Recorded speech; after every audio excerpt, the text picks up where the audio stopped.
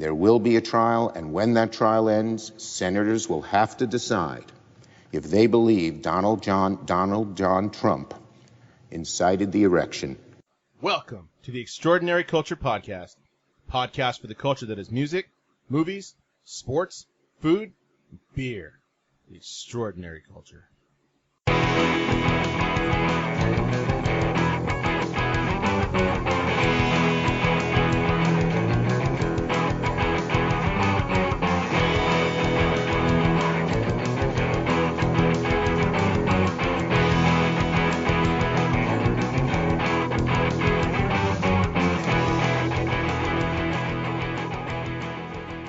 Hey everybody, quick note before we get started. Just wanted to let you know that today's music is brought to you by the Antivirals, which is a new band featuring Brian Coakley of the Cadillac Tramps, who we are longtime fans of.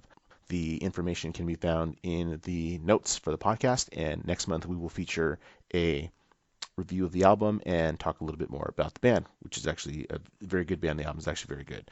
So check it out. Hope you enjoy it. Here's the show. Mm-hmm. All right. So I got the COVID vaccine the other day. And other than the third ball, I've been pretty good. The injection hurt. Like the next day, I felt it kind of stiff, kind of sore. But my allergies kicked in that next day, like bad. So I spent the next day complaining about my allergies, like the headache I had from allergies. Which, if you've had allergies, you know what an allergy headache feels like. Yeah. And that's completely what it was.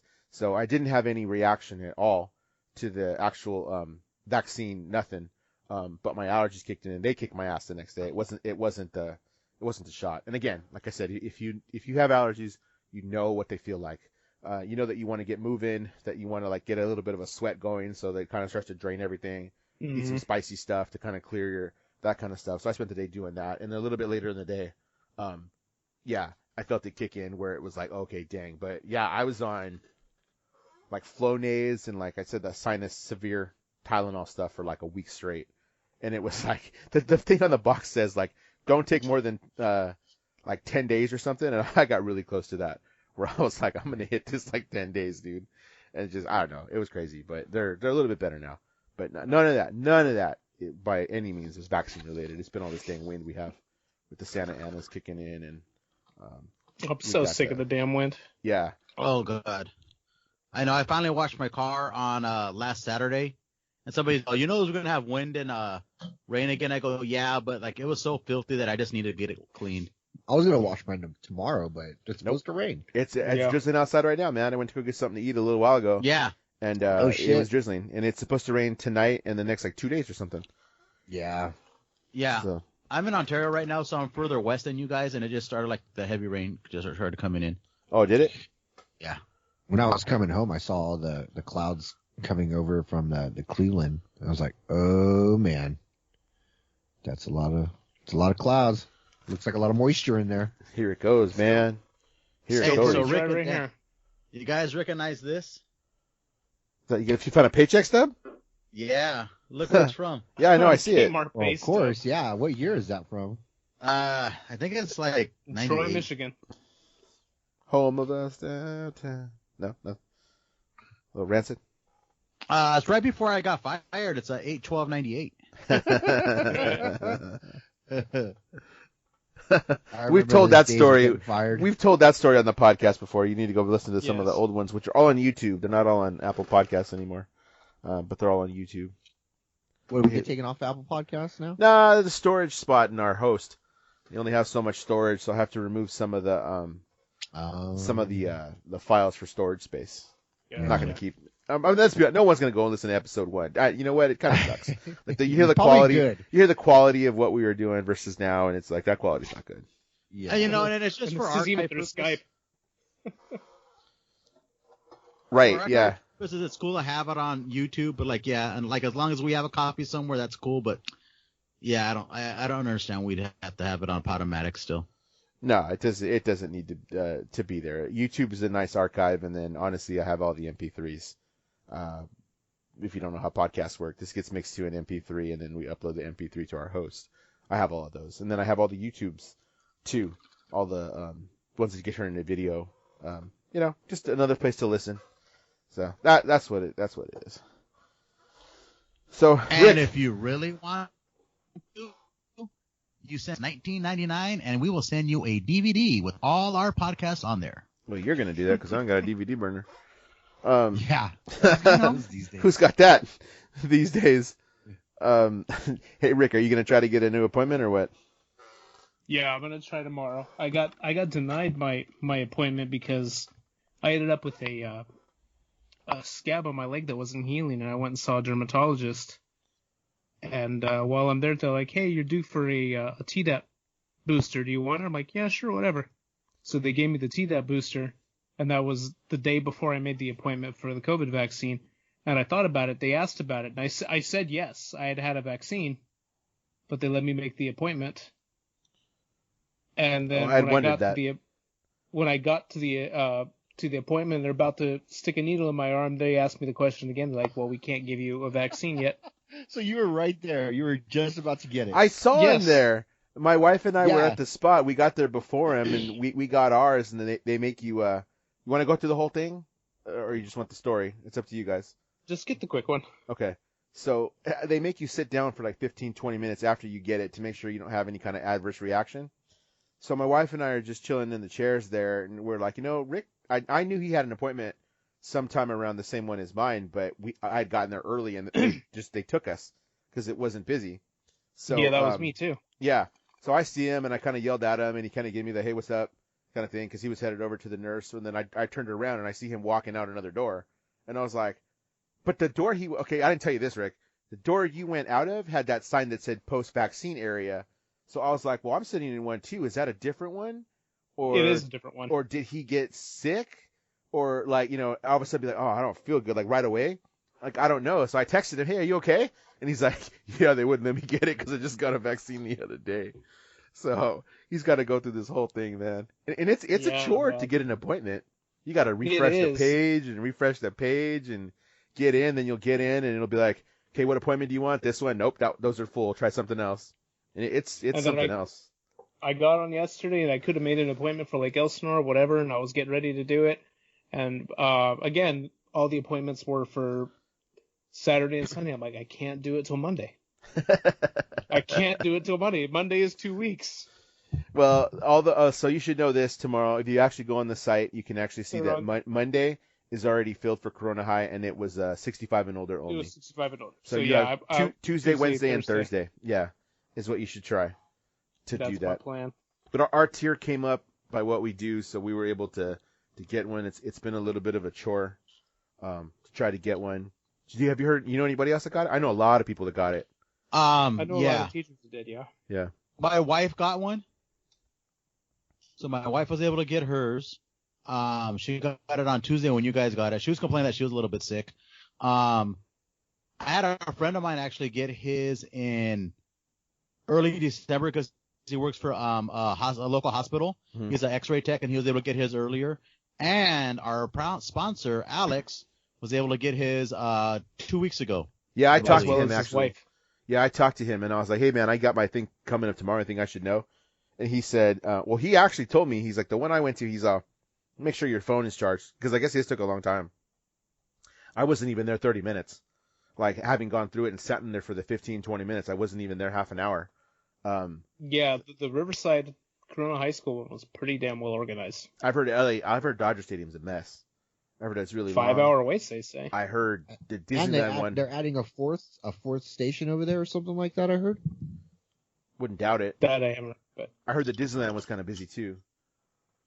There too, so we'll see. I do know the Lake Paris, which is one of the ones that was this weekend. Actually, I think it's Sunday. That's a drive-through one. So that's going to be interesting. Like, I had to get out and do that. So what was outside, Rick? Because I saw some people who posted pictures today that got it, and their waiting area. They were outside, like along a fence by the track. It looked like. Yeah, it was just another waiting area. I walked up to the guy, and he was like, "Have you done your 15 minutes?" I go, "I can't even do my 15 minutes, brother." And he's like, "Oh, I'm sorry, let me through." Yeah. Oh, okay. I didn't know that, because I saw pictures of at least 2 people today who were outside the fence along the thing. I don't know if it's when they fill up or what. Like, I had a chair. I was sitting in a chair. Were you on that left side of the gym or the right side of the gym when you got your ejection? The right side. Maybe that's it. I think they sent them to 2 different areas. Oh, maybe, but then my wife had got it on the other side, and she came and sat with me, but because I was already there, I'm the husband, so Probably. yeah. Yeah.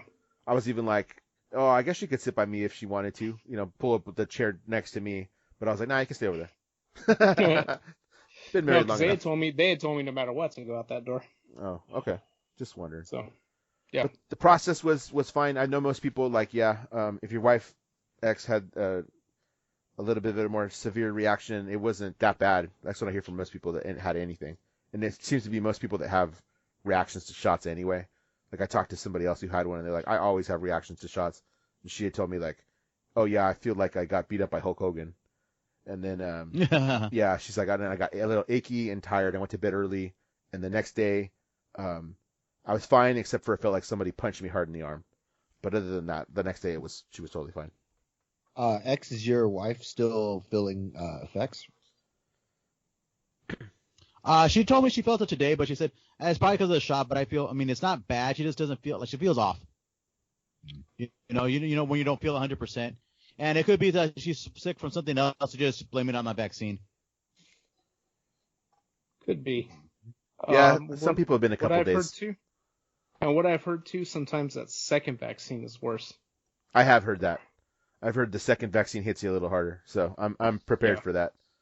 When I schedule that one, I'll just make sure I got nothing to do the next day or two. Got to see if I can get it on a Friday or something, so I don't have to do anything the next couple of days. But Tylenol, I just tell you to just treat with Tylenol. So we get well, you guys don't know this. I don't know if your wife did it X or not. The CDC, you can sign up for a CDC website that tracks how you're feeling, because they are tracking reactions and stuff. So every day I get for the first week, every day I get a text that asks me, hey, how you doing today? Did you have a fever today?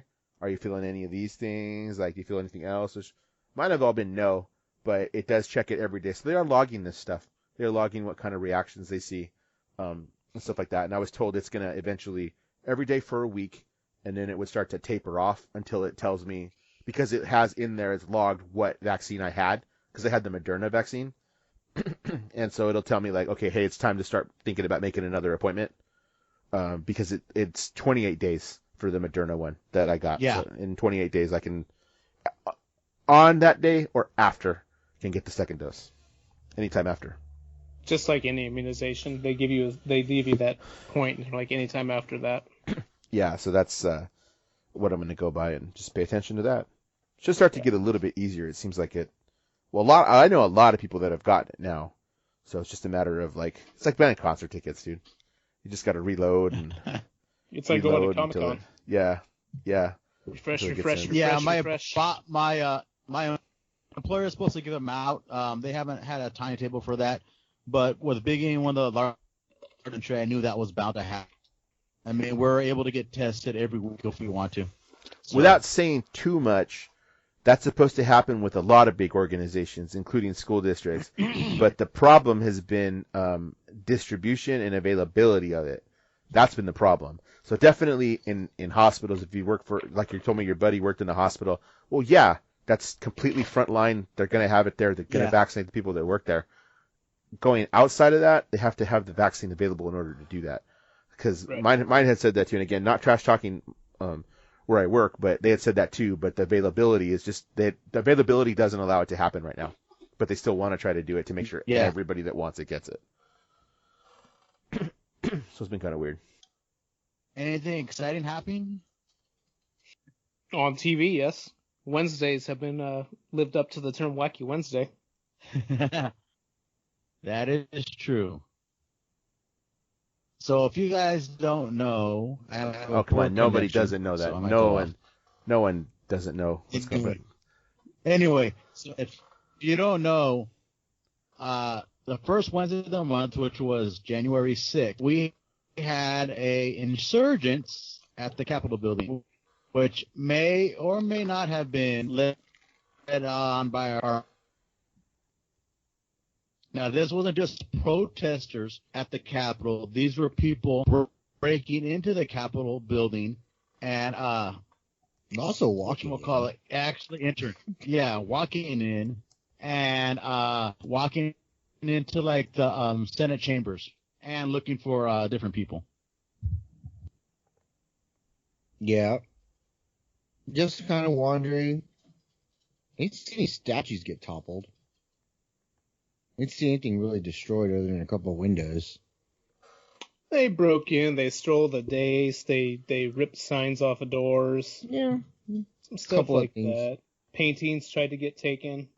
The rumor is a guy tased himself in the balls. No, man, it's Yeah, not dude, true. there's a guy. It's not It wasn't true. true? No, No, it's not. that disappoints Oh my me that God. it's not true. But all the signs were there, No. dude.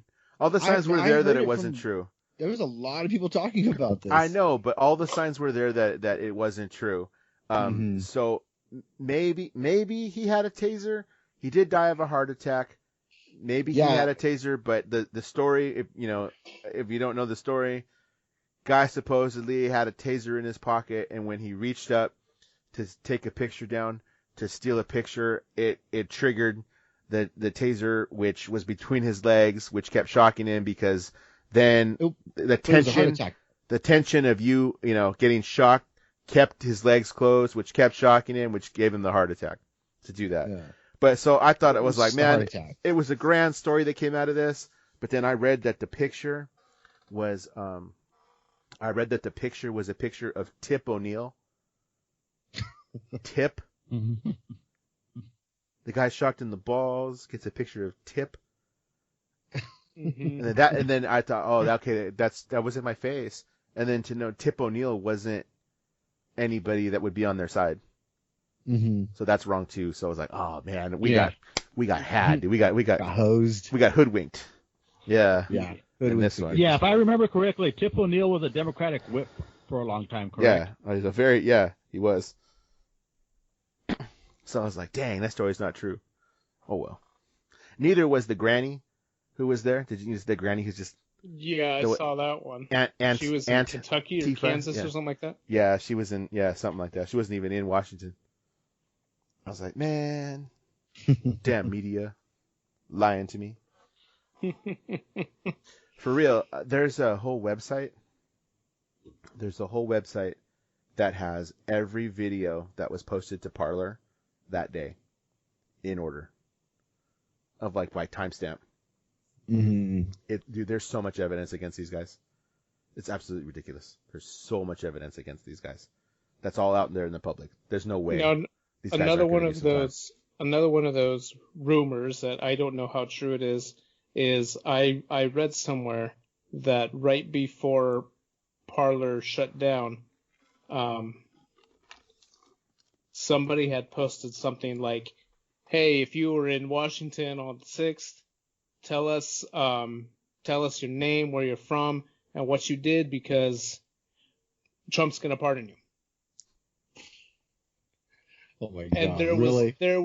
were and supposedly there were comments. Again, I don't know how true it is. Of course, I'm not someone who's on Parler, but Well, nobody is now. if anybody had bit to that, they No. just deserved whatever they got.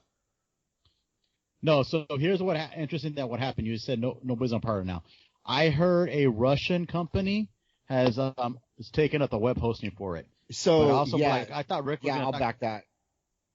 Go ahead. I'm sorry. I was gonna say, well, I thought Rick was gonna talk about some hacker came and they called out through the hacker community. He goes, "Hey, Parler's gonna shut down like in 12 hours. Let's make a copy of everything they have on there so we have it forever." You know what? To add to that, it was something that they said that let the hackers know we can go in and we can get everything, even if it's been deleted, because of the way that the head guy worded something. They're like, we can get everything if we do this based on what he said, because even stuff that's deleted has been pulled up. Mm-hmm. That's not that's not normally how things work, but whatever he Right. said, and I did whatever he said, that the way they had handled stuff, they're like, we can get everything. So they have, and they turned it all over to the FBI. But the Russian Now, thing is true too, as I was long as it's watching- not communist China. Yeah. Now I was watching a video on YouTube about this legal guy, and he said he read exactly what the charges are that could be filed against these people. He's like, yeah, they have a very good case for treason and insedition and inciting a riot, because you're stopping a lawful process from happening. So they were certifying the election, which was a lawful process. Now, whether you agree if it's 100% legal or not, we're not going to get into that. I mean, I personally think it's legal, but they stopped a lawful process from happening, so they are inciting a riot, and it could be seen as treason. Conspiracy is the other thing that's thrown around, and actually people have been Yeah. charged with conspiracy. So it's not a joke. No matter how much we make fun of some of the cast of characters that were involved, they're facing some real time. Yeah. You know, Oh, it's yeah. not at first the people were getting charged with stuff where we're like, that's misdemeanor. Like, that's misdemeanor. If you got caught here in town doing that, you get a slap on the wrist and sent on your way. That's not going to be the case with this. And they just keep hearing more and more of people that are getting arrested. It's crazy. Like, all this video is there. Yeah. So, And go ahead, X. that lawyer also said with the filing of the misdemeanor charges, it's just to get them on something on paper, Yeah. and then as more evidence comes up, they're going to pull up that evidence and charge them with those also. So there's a good possibility they're going to be facing some felony charges. Oh, for sure. You Oh, yeah. mentioned a government building like that. You're going to get federal charges for sure. Well, yeah, all of it's federal. Federal, yeah. Yeah. But Yeah. federal felony charges. Oh, well, they'll go as hard as they can with what they can. Because that's going to cost quite a few people their guns. Yeah, it is. It's going to cost a lot of those fools who showed up with guns their guns. That's 100% going to happen. If they get those felony charges, yeah, they're not going to be able to possess weapons. Legally. We all know this, Dan. Of course. We all know this, but it's going to make, anything that they're done with again, any trouble with the law again is going to be, well, you're possessing that too, so you're not supposed to have that. It just adds to it. You're just causing more trouble for yourself is what you're doing. Which, I don't know, And if they go to jail, they can't go to get organic food. Yeah. No, they gave him an organic diet. They Yep, ended up giving it to him. And how many Muslims have to choose between pork and expired meat? A lot. Yeah. That guy's something else. He thought he was going to get away. I walked through an open door, dude. You got caught, dude. You're going to do some time. And I called for see you. these people standing in the chamber, and I'm just like, you guys do realize you're on national television. You guys really think you're gonna walk out of this all right? Even like these guys that got banned at the airports.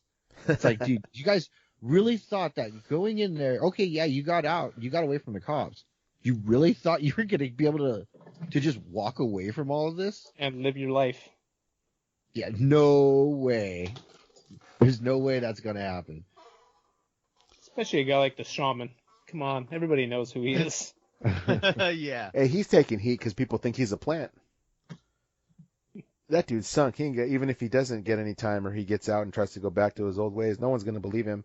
They turned against him quicker than freaking milk left on the counter, dude. They turned on him quick. No, that guy's... I saw a picture of all those fools that got caught on a green screen. And they were like, look, here's proof they're on a green screen. Never mind that if you Google green screen and go down a few pictures, it's right there. That actual green screen and that setup. But whatever. When stuff obviously looks photoshopped, like, you're like, okay. So, yeah, but they turned against him, man. That dude, he's done. He's never going to work again. Somebody had said something like, oh, he's a failed voice actor. I'm like, hey, has he done anything I might not have watched?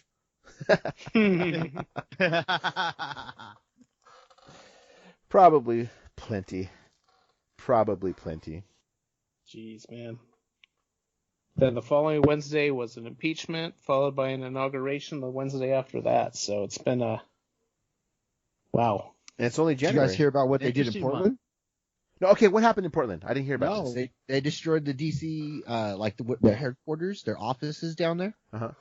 And a bunch of Antifa people, all those crazy kids out there in the Northwest, went down there, smashed up the windows, started throwing shit inside there. That was Wednesday. Yesterday, they were in Seattle, went through Pike's Place, smashed up the original Starbucks. Now, this isn't MAGA. This is actual... No, this is Antifa. Okay. So let's get things straight. Antifa is not an actual organization. It's just a bunch of like anarchists and stuff, right? So, but it's that side. It's who, okay, like anarchists and I don't want to say insurrectionists. I can't think of the right You word. might as well It's- call them that too, because they do the exact same thing that But the right was doing. it's the same people who were dealing with stuff in the summertime, right? Because Portland's been a hotspot for months. Oh, Yeah, dude, it's right. been like Okay. that since Okay. Portland started. It's like never Mad stopped. Max It's times been in certain every areas. day, with the exception of like what Christmas. They did it on New Year's. Let's see, Thanksgiving. They may not have done anything on Thanksgiving, but pretty much every day except a major holiday, they've gone around smashing something. There's Federal there- buildings, there is trying a to get into the ice facility for what? To break people out, Yeah, I guess so. you know?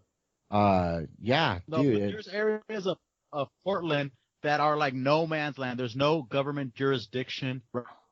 Yeah, So, like- police don't do much. The mayor's a pain in the ass, but whatever. Is this one of those areas or what? Just the entire that's Portland. The mayor of Portland is like completely okay with this. They don't really do anything to try to stop these guys, that's what the crazy thing about all of this was. At least to me it was. But then they turn on him too. Well, there's a video going around. Election night? Election night or something like that. He was having drinks with somebody. A bunch of kids walked up to him, at least 3 of them, who were arrested during all the riots out there. They get in his face for about 3 minutes, and then at the end of the video, the last caption after in the comments said that he got punched immediately right after. So it's just wild out there, and it's worse than what was going on in D.C. I mean, I know it wasn't the Capitol building, but I mean, they try to destroy their Superior Courthouse out there. It's wild. Sounds like anarchists, like actual anarchists. The people that want to just destroy everything. Well, yeah, nihilists. crazy. It's real. And they're anarchism and what's wild nihilism is is they're real. letting them. The wild thing is that they're letting them. I That's don't know about that. that's the crazy part. So yeah. Anyway. Well, nothing happens in my boring town. Yeah, you know what? My guys that I know from Corona PD, yeah, they're even shocked. They're like, well, it's really not that crazy. I mean, they kind of knew that it was going to be like that, but they've been put on tactical alert a few times. No, I'm sure. Uh, Shit pops off in Norco. yeah, I can stay in Norco. Yeah, it can. It can. It's a different breed. Knock Even at yourself out. Even at the Target, man. Even at the Target. Yeah. And that Stater Brothers. Woo! Want no part of that one. The one on Hamner. Yeah. So everything has been about Bernie Sanders memes, right? Yeah. Yeah. So did you see? I'm sure we've seen a lot of them. Did you see what he did today? What Bernie Sanders actually did today? Yes.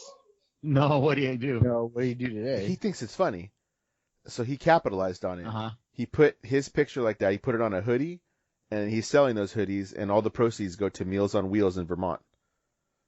He's totally capitalizing on the awesome. idea. Well, Yeah. good for him. Might as well. Shit. $45 a pop.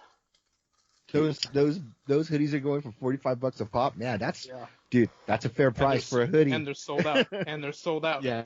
Oh, is there a what is like a Waiting list? Waiting list or It's- something for it? Right now, it's just saying sold out. They're supposed to reactivate it, but they're not sure when. And they're Okay, bring saying on the 4 bootleggers. to 8 weeks delivery time right now.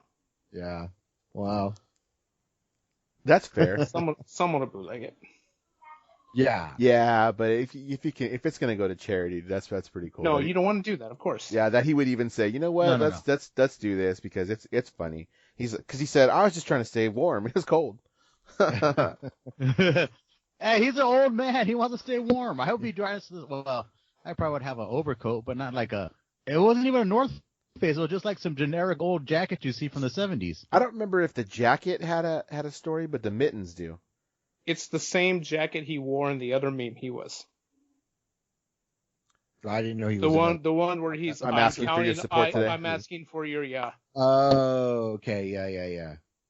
So it's in that one, and then the mittens were a gift from a second grade teacher who knitted them out of recycled sweaters. Yeah, Ah, it was so a she repurposed the sweaters to make them for him. Yeah, so it actually had a cool little story behind it, which is cool. But it just became a meme. And they're gold, dude. They're fire. Those memes are great. One of the favorite ones that I saw was that actually Lars Fredrickson from Rancid posted was that an Outcomes of Woods cover with Bernie Sanders on there. He's all, I love it, I love it, I love it. And if you know Lars and those guys, they're pretty far. So I know they're supporters of Bernie Sanders, or like at least will take credence to what he says. Another good one I saw was Bernie Sanders out with the guys from Blood In, Blood Out, sitting down with them, Popeye and Magic and Miklo. Yeah, there was one. He's a Big Bang Theory, and he's sitting in Sheldon's seat, and Sheldon's standing there and saying, "Leonard, he's sitting in my seat." That was pretty good. I saw one with the Spice Girls, and it was Baby Spice and Posh Spice, Scary Spice, and Old Spice. That was pretty funny. And then do you know Chair Guy? It's a GIF, but do you know Chair Guy? I've seen that one, but yeah. Oh, Chair Guy is that one. He has one of those chairs in a bag, and he's walking up, and he takes it, and he pops it open like that with one hand, then sets it down and sits in it. Well, as soon as he pops it open, okay. it's Bernie in the seat. Like as soon as he pops it up, it's Bernie, and he tosses it down, and it's Bernie in the seat. Dude, it's fire. I'll send it to you right now. That was a good one. I've seen that one. That was good. I'll send it to the chat for the other two guys because I have it. I saved it as a screen. I screen recorded it because I thought it was hilarious. Nice. Yeah, there's been some gold. One of the first ones I saw. Go ahead, Rick. I enjoyed the. There's one where he's the logo for Death Row Records. Oh, that's funny. Yeah. I haven't seen that. That's good. And that was pretty gold. And there's one where he's sitting on Macho Man's shoulders. Yeah, I saw that one. That's Miss Elizabeth. And then I think one of my other favorite ones is he's sitting next to Huey Lewis in the auditorium when Marty's performing. He's auditioning for the dance. Oh, really? That's funny. Yeah. So it's a dual screen one where it's got the pinheads up top, and then it's got just the 5 people that are the hosting the audition right there. The MMA ones are funny too. That was one I was expected. And actually, there was a pretty cool one, more local, is they had a couple of him outside, like Riverside Library and Mariposa Alley. Dude, UCR. Did you see the UCR one? I haven't seen the UCR one. Yeah, next to the Scotty. Next to Scotty, yeah. Oh, nice. The MMA ones are good too. Oh yeah, those are good. Then there was the one with Friday. Damn. The first one I saw was Suffer too. The first one I saw was him on the subway, listening to Public Enemy with headphones on. Break time? Yeah, I think it's time for a break. Yeah, let's take a break. Go to any Walmart, you'll see the light. You'll see proof that Tima was right. Sick and soft without any fight. The evolution since I ain't white.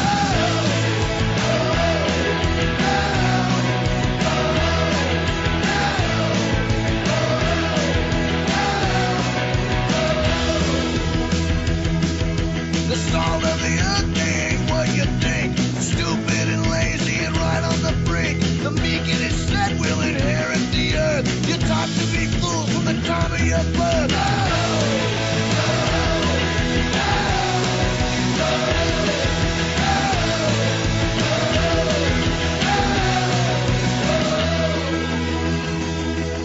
You squandered solution the science would bring. It's the evolution, now you feel the sting. You want revolution, but let me be clear. You should revolt on the man in the mirror.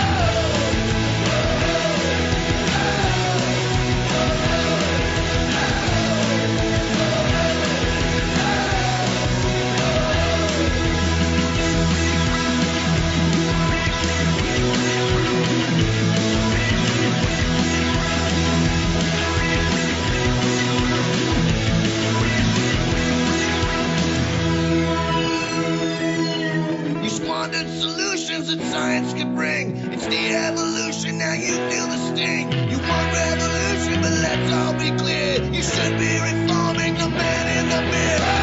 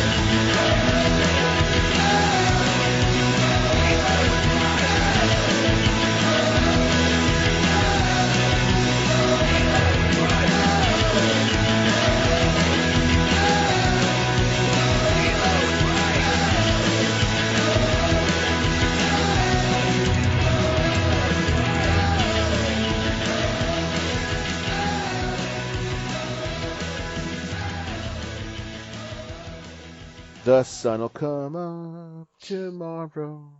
No, it won't. Because my annual Dark days. pass has been sunsetted. Sunsetted. That's the term they decided to to use. that one. Yeah. That's just a nice way to say they canceled. That's a nice way to say it. Yeah. Did you think it was inevitable? I didn't see it out of the realm of possibility. And I'll tell you why. Because they can't meet my contract. There's no way you can meet my contract. So it's been, the original deal was that I would get however much time they were closed from the 13th of March till they opened on my thing. At this point, you're already bleeding until you owe me another year. Mm-hmm. That's exactly what it Yeah. is. That's not a moneymaker for them at all. And anything that's been presented to our governor here, now, I don't hate the governor, but I don't really love the governor. I find his, some things he does just fine. Some things I think, what the hell are you doing? But anyway, when they do reopen, it's going to be at some kind of a limited capacity. It's not going to be full on whatever. And you can't meet my contract. My contract says what the pass that I had, I can go pretty much any day. Pretty much any day. Florida's a little different. You got 4 theme parks to choose from.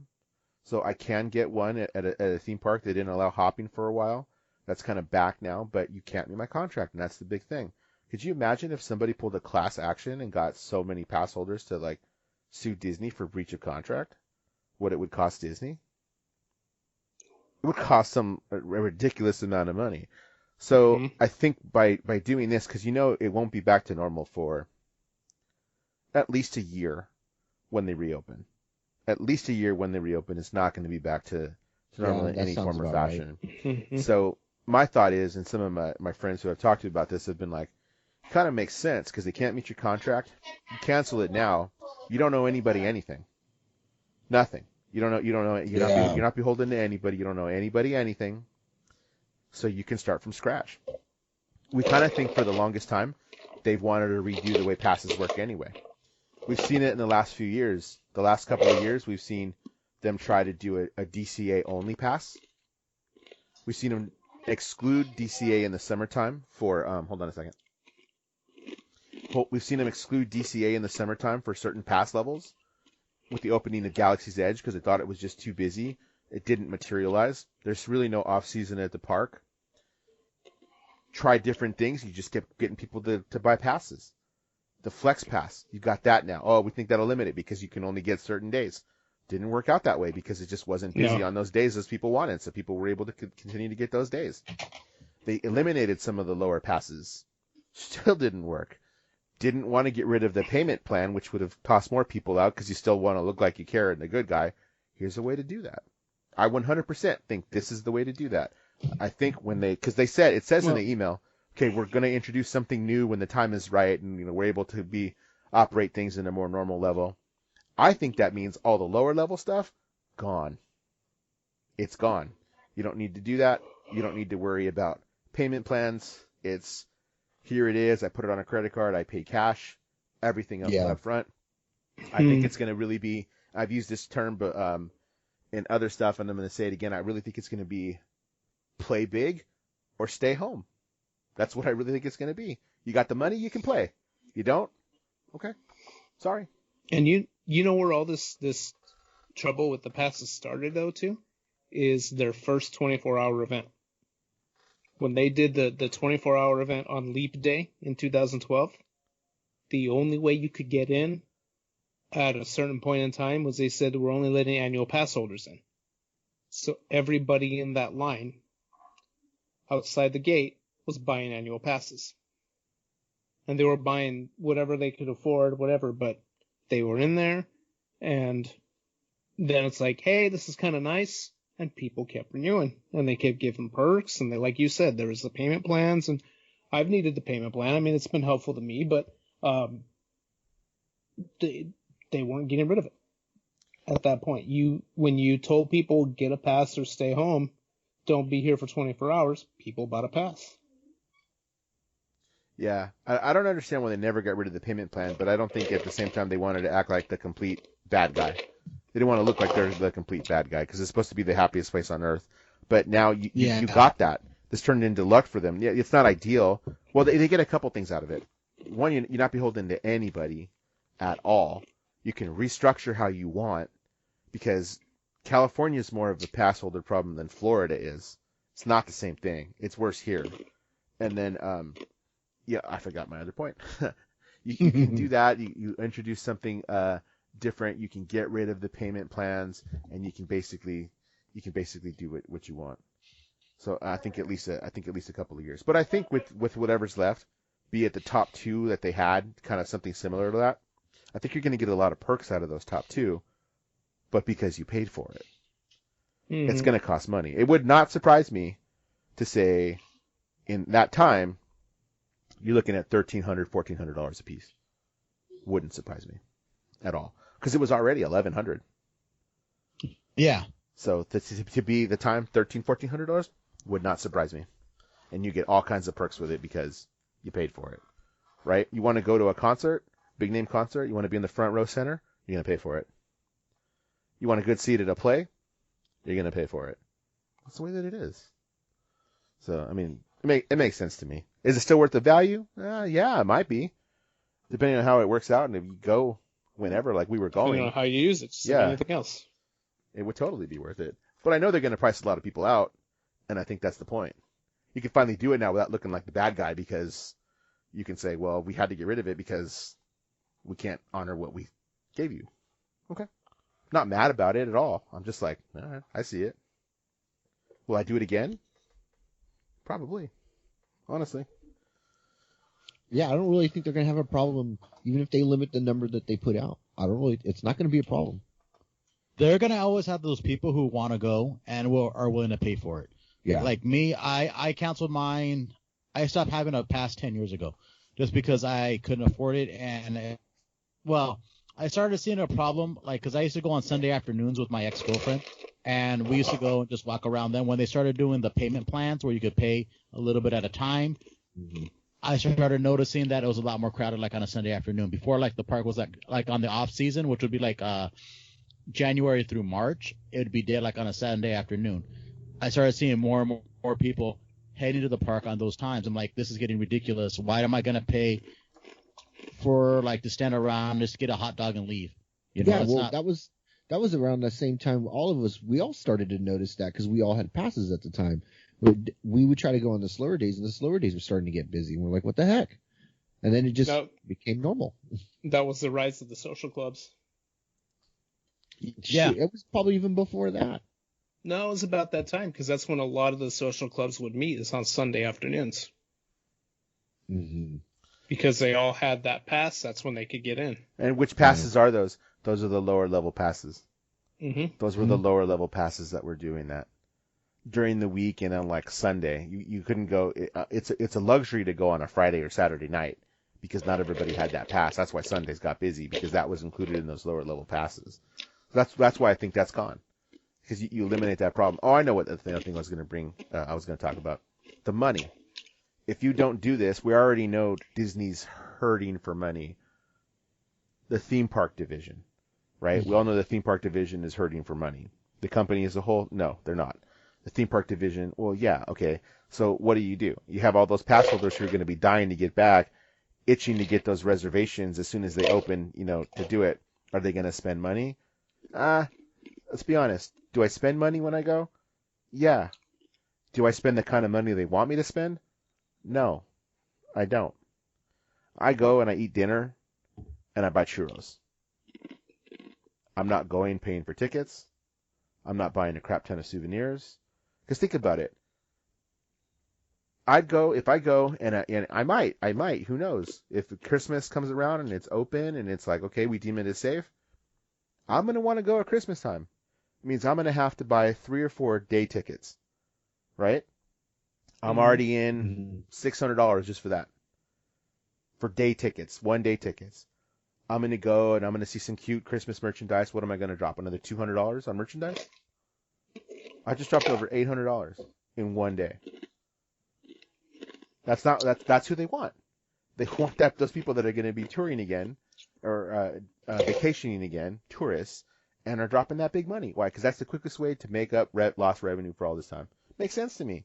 I'm going to go spend $30, $40 on dinner for myself and my kids, and we each bought a cookie. I spent $50.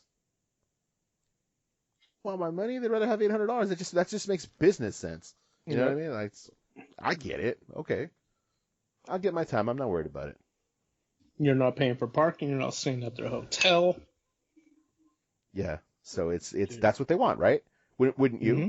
You'd want people that are gonna spend money. Let's get these out of town people in here because it's safe again to spend all this money. So we start making that because the markup on that crap is crazy. We know that. So that's what I think anyway. I got the email already that said they processed my payment, and now I'm waiting on that Disneyland stimmy because I paid some of those in full. So I'm getting some money back. Yeah, so they're just going to retro. Well, I would imagine they're just giving you all of it back then. Prorated. Yeah. It's prorated. Prorated. Yeah. Mm-hmm. So whatever they decide by daily, whatever the prorated by day is, with the day they closed up until when my pass expired, I'm supposed to receive the difference. So I had. Oh, right. So how much long did you have on your pass till it expired? You're in July, aren't you? No, August now. I had 5 months left on my pass. Oh, wow. So you're gonna get about half. Just to Yeah. round it easily. I'll probably get. I haven't checked it because there's a website you can check it. I haven't done it. I'll probably get back about $400 for each pass. So That's not bad. I'm You should get the money back. I'm gonna put it in. There's some stuff around the house. the rest of your $2,000. Yeah. So yeah. No opening data site because of COVID, but I know. Hey, okay, so we all saw that Disneyland is a testing site, right? Yes. Okay. Did anybody? Not really. Well- It's the parking lot. Okay, well that's what I was gonna ask you. Did anybody even for 2 seconds think how cool would it be to get my freaking my shot in front of the castle? Oh hell yeah. Yeah. Because Yeah. for 2 seconds I saw that. like- I think it's Oh, because they're gonna do it actually at Disneyland? right because of the way the wording was, and I was like, why would you do that? Because that's like a mess of people to watch out for and capacity and all that. So I'm like, oh, you stupid ass! It's gonna be in the parking lot, and then it came Especially when they have an entrance in and out. out. Right. That was the first thing. That was the first thing I thought of when I saw that article. Like, there's no way they're doing this at Disneyland. It's not inside. Where the are they park. doing No, it I at? They're never doing thought it at the this was convention parking lot. Well, Get out of here. Mind you, I only See, for I 2 thought seconds. they would do like, what is it, Simba? There's no something way like you would that. want all those people if they're doing testing, vaccination, or anything. There's no way that Disneyland wants them on their property. So See, no, hell no. I Get actually them- thought it was going to get be them the over Big there. Ten Friends because you could have everybody drive up all around, get it on the top, and then go all the way down. They wouldn't do They- that because it's enclosed. Yeah, no, there's just no way. I was like, as soon as I saw this article, I was like, no way. That's got to be the, what is that, Toy Story lot? Is that what it is? Mhm. Yeah, it's Toy Story. Got to be Toy Story. Like I That's said, I thought the convention Simba, park but lot. Toy Story makes more sense. Yeah. And that's been confirmed, and that's been going on. It was actually shut last week, though. They had to shut it down because of the wind. They should have done for 2 days this week. Yeah, because of the wind. Why? The wind. Oh, the wind. Yeah. Oh. Yeah. Dude, you gonna do this in the rain too? Well, it's They- those why not? big ass tents. Is what they Oh. have. It's those big ass tents. Oh, they set those up over there too. Yeah, that's what it was. So I went and I happened to actually go to the doctor when I got my flu shot. I had to go into the doctor for something, so then they just asked me, "Do you want a flu shot?" And I said, "Yeah." But then later I took the wife and kids to go get their flu shot, and we did one of the drive-through things. The tent's basically where they stay and they have all the equipment. That's what the tent is for. Mhm. You drive through the tent Yeah. and get stuck, and here you go. That's how that piece works. But yeah, I mean, they could do it in the rain, theoretically. You could do that in the rain, but the wind was too much. The wind was got too that covered, much I guess. because it was gusty. It was a gusty day. hmm They set up Wait. tents to drive through the tent. You stick it in there. The water they can handle, but the wind was just going to blow everything away. Yeah. Yeah. Especially with 80-mile-an-hour gusts. Yeah. Yeah, let someone I mean, stick they're you with a flipping over needle. semi-trailers. We're not going to fucking, tent's not going to stand a chance. No. Yeah. That's why there's no outdoor dining. Rick, did you see Wonder Woman? Yes, I saw Wonder Woman Christmas Day. You want to talk about Wonder Woman? It was the second, of course it's a sequel. So this one was taking place in 1984. So you had kind of that flashy, very, very early mid 80s vibe to everything. I gotta tell you, man, Pedro Pascal, it's like at the top of my list right now. He did fantastic in the movie. Oh, I didn't even know he was in it. Yeah, he's one of the. It's the classic sequel where you try to one up yourself by having two villains, and one of the villains is just kind of like the misunderstood person. Uh-huh. So you had that vibe going on, but Pedro Pascal was in it. He was one of the two villains. Kristen Wiig was the other one. Yes, he was. I was like, where's he going with this? he was the misunderstood one. Kristen Wiig was the one who was more of the bad, who the Fall from Grace bad. It was okay. The first one was better, definitely. It fell into kind of those classic sequel tropes of trying to one up itself. It wasn't a bad movie. Like Karate Kid 2? No, it wasn't Karate Kid 2, and it wasn't Iron Man 2, because I can't stand Iron Man 2. It's not no. It's not Iron good. Man 2 was not good. No. I liked it better than this one. I think they tried a little bit hard to get Chris Pine in there. That was kind of sad. The idea with Chris Pine is, the whole thing with Pedro Pascal's character is, it's like a monkey's paw type thing, and it's the idea that you can get a wish, but there's always a consequence to your wish. So Gal Gadot's character, Wonder Woman, she kind of inadvertently wished for I can't even remember the name of the guy, Chris Pine's character, back. And he was back, but he wasn't back. He's like zombie? Like, no, it's like all his memories and all of who he was in a different man. But when they showed him on camera, they showed Chris Pine, not the other guy. Huh. So it was like this is who you see without seeing. So that was kind of a little bit confusing at first. And then it went Superman 2 on it, is that she kind of gave up her powers for love. That was her monkey's paw flaw, is that she started losing her power. So I said, it's like Superman 2. I give up my power for love. All in all, it's definitely worth checking out. It was good. It was definitely worth watching, but not as good as the first. So when they said right away a third one, I'm like, well, you're going to go back to the basics on this one. You go with your classic trilogy and go back to your basics, and it'll be a little bit better. At least that's my hope. Well, I finally have, I changed internet providers. So I now actually, with my package, I have HBO Max. So I will, at some point here, watch it, just because, DC guy, as far as the comics. I think you only have a couple of days. Of what? If I remember right, they're only up for about a month. Oh. Yeah, the 25th. Okay, and today's what, the 20? Oh, I know what I'm doing tomorrow. Yes, 22nd. Yeah, I know what I'm doing tomorrow. Yeah. Okay, that works. But Pedro Pascal, man. Yeah, man's It's worth it. fire right now. He is. Well, that was funny because on Christmas Day, there was the debut of the Mandalorian documentary. There was the debut of Wonder Woman 1984, and there was the debut of a Netflix movie. It was like the Superhero Kids, and he was a star of that too. So he was literally debuting on Disney Plus, Netflix, and HBO Max on the same day. Oh, wow. Trifecta. Yeah. Where's he from? Chile? Is that where he's from? I don't know. I don't know off the top of my head. I'm gonna look that up. Mandalore. No, he enough wasn't for even me. from Mandalore. He wasn't even from Mandalore. No, he was not. But No. But going back to Disney Plus, man. So Dan, you haven't watched any of the WandaVision yet? No, I haven't watched any WandaVision yet. I've heard some people say they didn't understand it, but I'm hearing it from a lot of people. I just haven't had a chance to watch it. Bro, yet. no one understands it. nobody. Yes, he's Chilean born. Yeah. Spicy. Now, is it supposed to be that way, that Yeah. nobody understands it? Yeah. Yeah. So, I saw the first two. I haven't watched the one, as we record this, it's Friday. I haven't watched the one today. Yeah, okay. The third episode. The third episode. I watched the third episode, and just go ahead and you go talk, and I'll talk Well, about the third okay. one. I was just going to give an overview. I wasn't going to give any spoilers. Yeah, so when we didn't know what to expect when we first started talking about this, and I still don't know what to expect now that we are going to be talking about this. But it uses TV shows as the background of what it is. So it goes through decades. is what it's going to do. So the first episode was very like 50s based as far as the TV show. It's black and It's very white. Dick Van Dyke. Yeah, it's very Dick Van Dyke like. It's cornball comedy.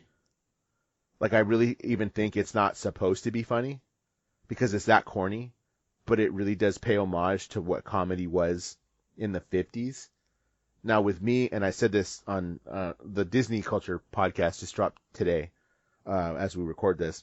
I talked about this a little bit on there, but I'll give you the brief. I'm not a fan of, other than maybe I Love Lucy, I'm not a big fan of 50s comedy because I find it corny. I find like Leave It to Beaver and My Three Sons, that can all kiss my ass. I really don't care. I don't find it funny. Like I find it corny. It had a time and it had a place. It's not there. But I don't think, what do you guys think? I don't think it's meant to be funny. I think it's part of the joke of what it is. Cause it was like, you see stuff like he tripped over something and it's like, well, that's Dick Van Dyke. You notice these things and it's outlandish in what it is. And you're like, this fits in with like what 50s comedy would have been. Like completely. Yeah. The second episode was more like Bewitched. It was like early 60s comedy. So same kind of thing. I didn't find the jokes funny, but I don't think they're really meant to be funny. But it hints at a deeper story. Each episode hints at a deeper story, and that's what you're getting at, and that's what I'm looking to see how that's going to think. And each episode, I don't know about the next one because the next one is in color, right? Yes. Yeah. Okay. So in the black and white episodes, there's certain pieces of it that are colorized, or you see color bleeding through that shows you this is different. This is supposed to be something different from what we are actually watching. Like the actual story is bleeding through in that piece that you're seeing. Yeah. There's It's more very, to it. Oh yeah, it's very meticulous and very calculated.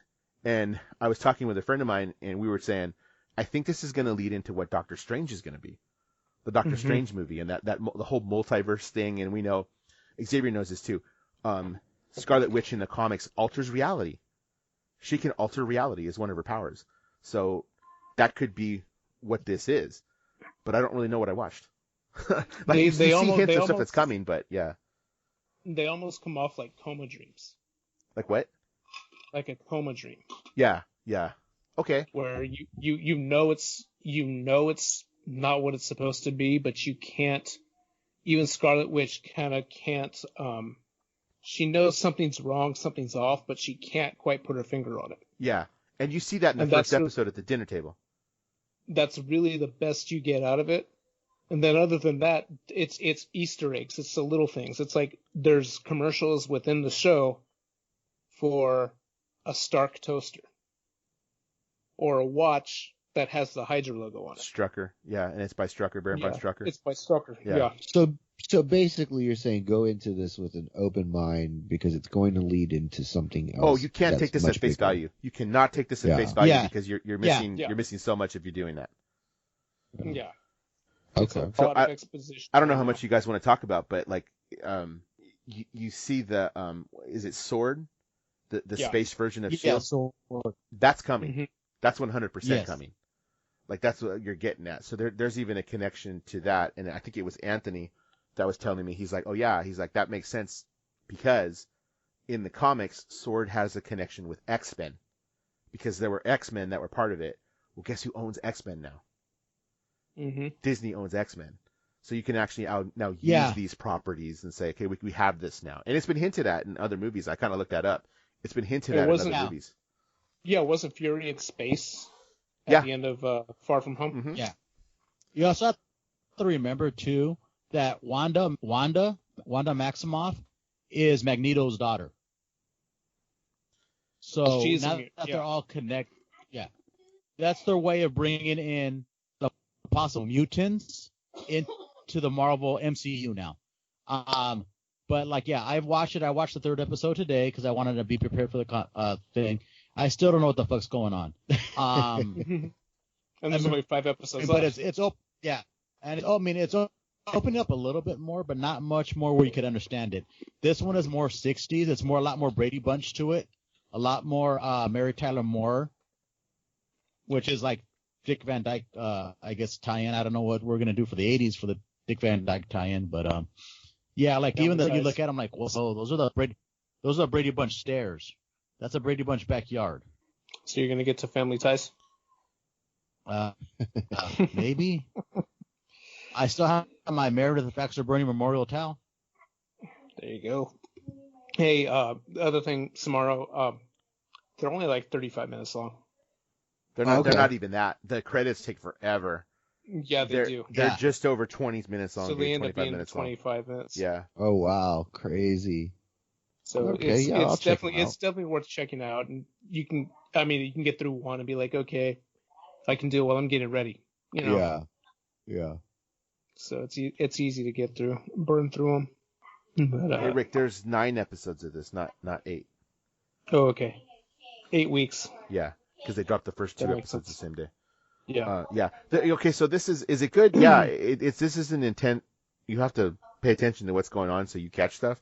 The Mandalorian, when the Mandalorian was new, man, I'd wake up at 5 o'clock in the morning and I'd be watching the Mandalorian as soon as I got out of the shower. Like walking around my phone watching the Mandalorian. WandaVision's not like that. I'll watch You it. gotta sit I'll watch it the day that it is because I don't have class on Fridays, so I can even watch it while I'm doing it. I'm sitting at my computer doing work on the little pop-out extension that I have.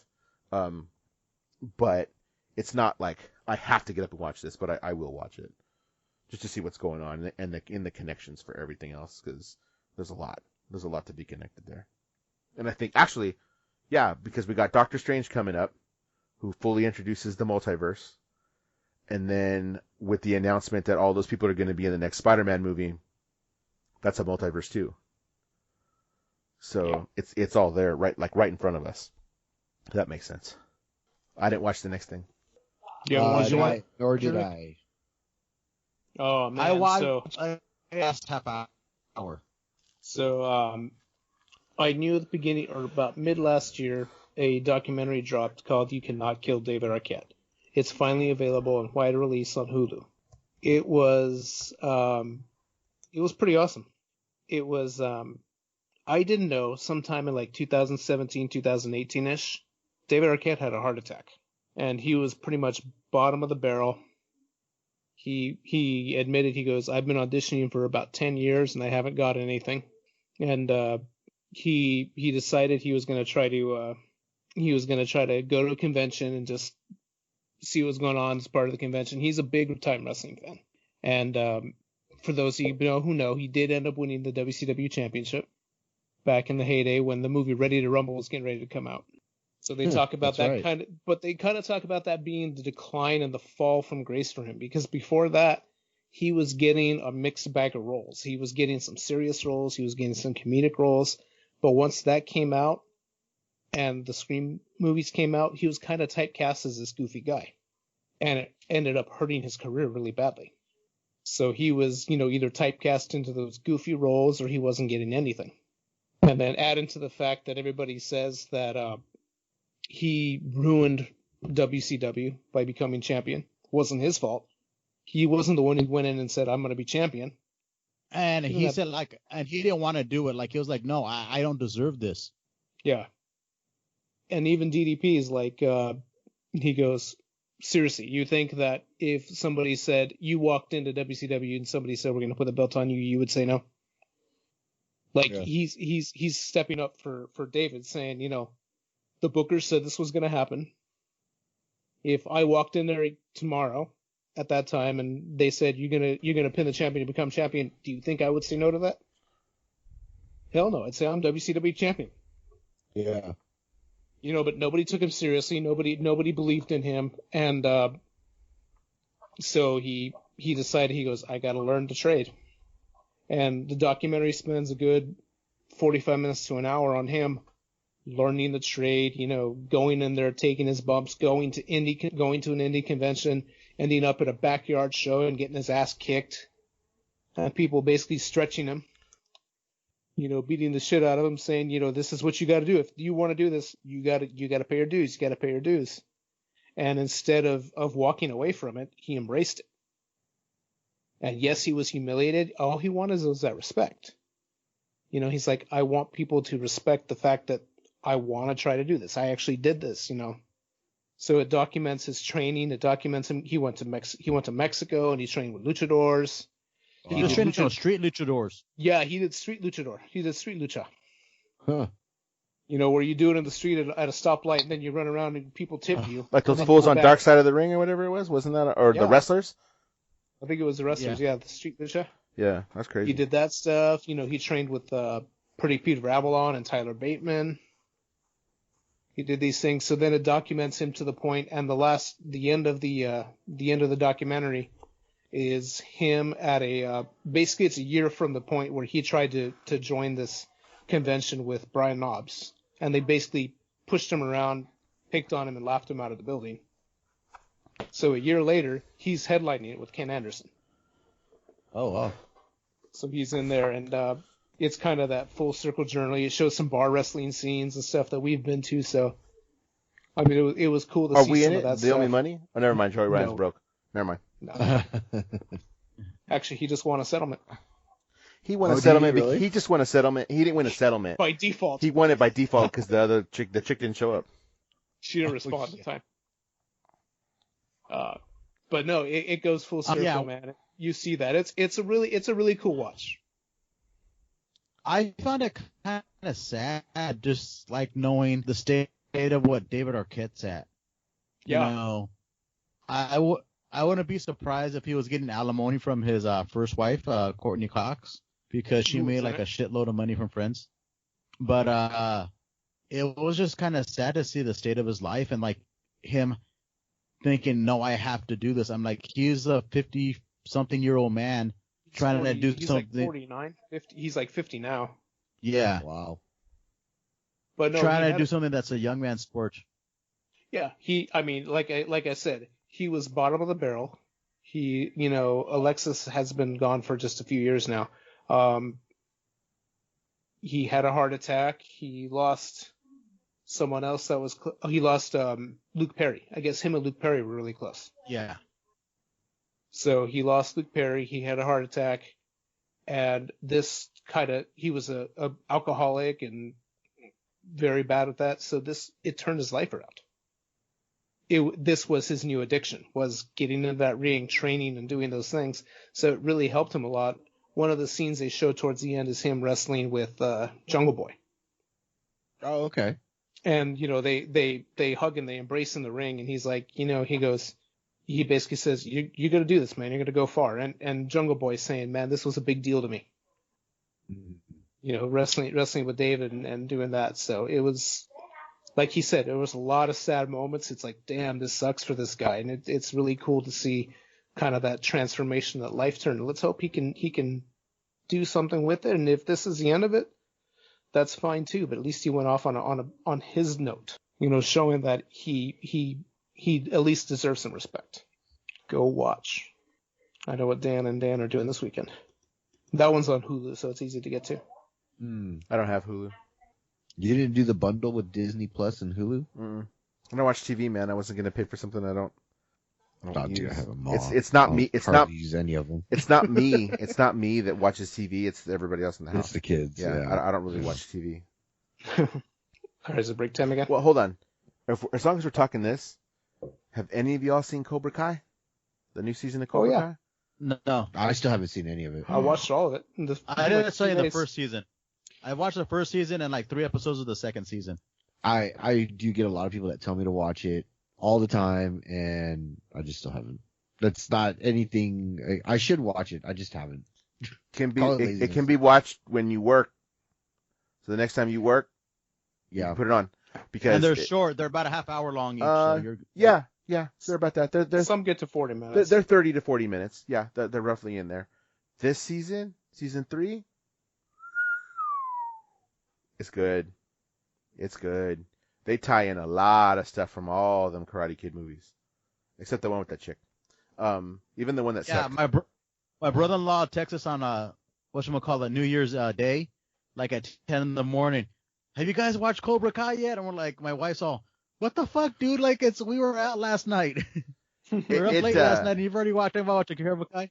Yeah, it does a nice job of tying everything all together, and then you really go through this bit where you don't know who's the good guy and who's the bad guy, because they end up flipping sides, but then they do. You don't know who to root for. Like, Rick, do you feel that way? It's kind of like you don't know who to root for because people go all the time, man. back and forth. Even as it gets deeper into the series, and you're like, you get ambiguous about, that first season you really felt bad for Johnny, and you're like, okay, Johnny kind of feels like the hero now, and Daniel's become the villain. And then it kind of balances out in season 2, where you're not really sure, and John Kreese becomes the villain. But even after the end of season 3, I'm like, he's fucked up too. Yeah. And you have the feels for him too. You get to see why John Kreese is the way that he is. And then Oh, really? Yeah, you get to see like Daniel's can kind of be a dick sometimes. And Johnny's trying to be the good guy, but Johnny's still a dick.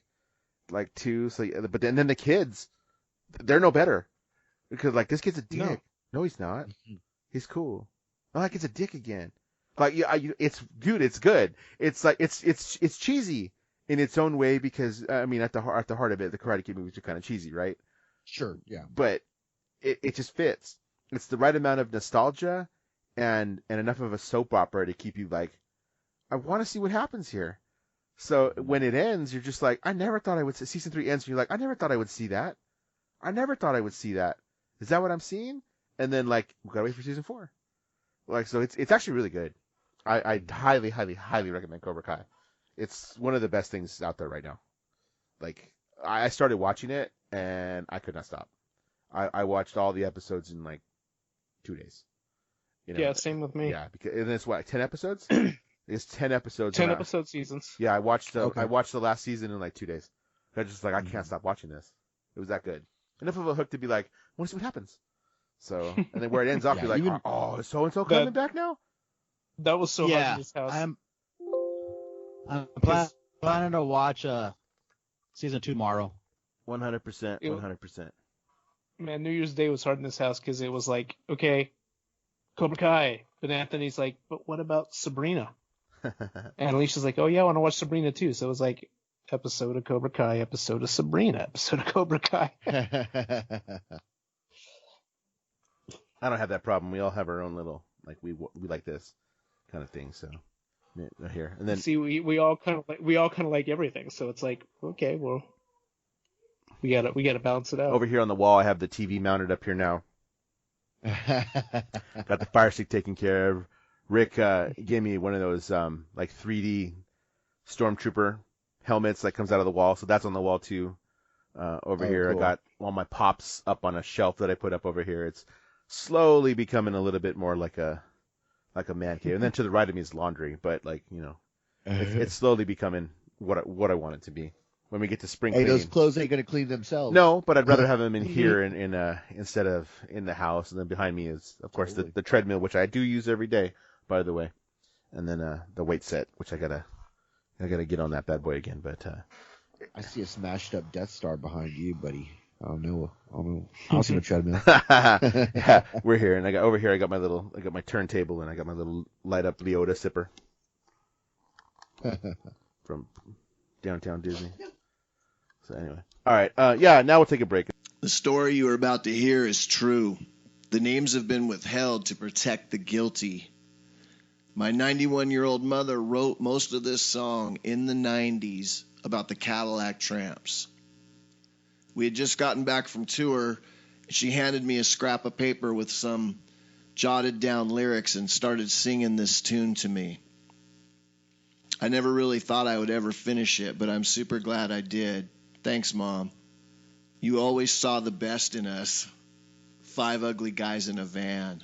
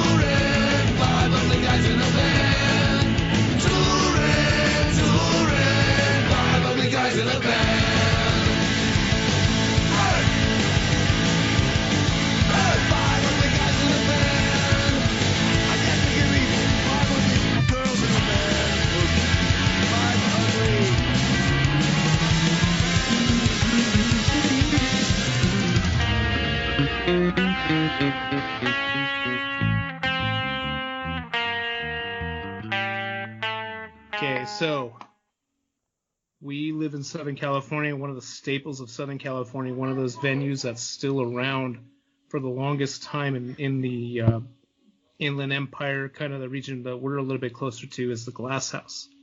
It's turning 25 years old this year. Wow. So, 25? Well, that's 25. a long time. That is, man. There's been a hell of a lot of good shows there. I'm trying to Remember when that was like... Go ahead. I remember when that was like, man, if it wasn't the Showcase, it was the Glass House. Showcase or Glass House. If you couldn't quite fit the Showcase, you went to the Glass House. Yeah, because the Glass House was slightly bigger as far as the venue. Turns out it's about 800 people. Is that what it is? Well, the Showcases was I only always thought it was close. 300. That's it? Yeah, I always thought it was more like 1,000. I think when they redid it, I think you lost some capacity when they redid it, because remember, they redid the Glass House Yes, they did. maybe 10 years ago. It had a different setup. Yeah, The stage, about they right. took a big chunk of the stage, and they like, how do I put this? It used to be flat against the Flat wall, against then it the became more wall, angled. right? And then Then it became more angled. yeah, since it's more angled and more looking Yeah. like a pizza slice, you took away Mhm. some of the capacity because of that. Yeah. Because when you would walk out from there into the smoking area or into the merch area, which is right in front of the foyer, if you did that when a band was playing, you look to your left and there's the band right there. That's not the case anymore. That's the sound guy. Mhm. That's where the sound guy is. So we definitely see some differences. I'm trying to remember who I might have first saw at the Glass House. I don't even know. Those would have been The first show I remember going to was a Specials, and it wasn't their big one that they had. It was a couple years after they had already opened. It was a Specials were playing there. I want to say like 96, 97. Well, it would have opened in '96. That would have been right with the Yeah, open. because that would have been the year. So that's what guilty there's as no- but it's- charged era. Yeah, Guilty as Charged. No, maybe the one before that. But yeah, Like, that's when I saw the Specials there. It was the first time I went there. I'm like, oh fuck, this place is big, and compared to the Showcase where we used to go to shows. Yeah. I remember one of the first shows that I went to with Dan there was when he first started dating Shauna, was Voodoo Ghost Schools, and Union 13 opened up for him. Yeah. Actually, oh shoot. Was that it? Was it the Descendants? Was that one of the first shows we saw there? no. Yeah. That was an Yes. early show that we saw there. That would have I was been supposed to- that's where fucking- 96, 97. Yeah, the Descendants was because I remember you guys talking about going to check out this new venue in Pomona called the Glass House, and you were going to go see the Descendants. I couldn't go, but you guys went. It was even before Everything Sucks came out. So it would have been maybe 90. It might have been 96. Yeah, sounds about I right. probably have that ticket. You probably would. I would have believe a that. collection of tickets, and I laminated them Yeah. all so they wouldn't lose the ink on them. So That's where Sean Berry went. oh with my us. God, then it probably was the Descendants. Yeah, imagine that. That's And that's when he crazy. was still dating his first girlfriend from Kmart. Yeah. Yeah. That was a long time ago, man. That I was a very can't- long like, time ago, but I remember. the number of bands we've seen go through there has been ridiculous. Like, I don't know. You want to talk about some of them? Like what? So like shows we've seen? Yeah, I've seen all kinds of them before they got big. I saw AFI there before they got big. Like you couldn't get AFI in the Glass House now. There's no way.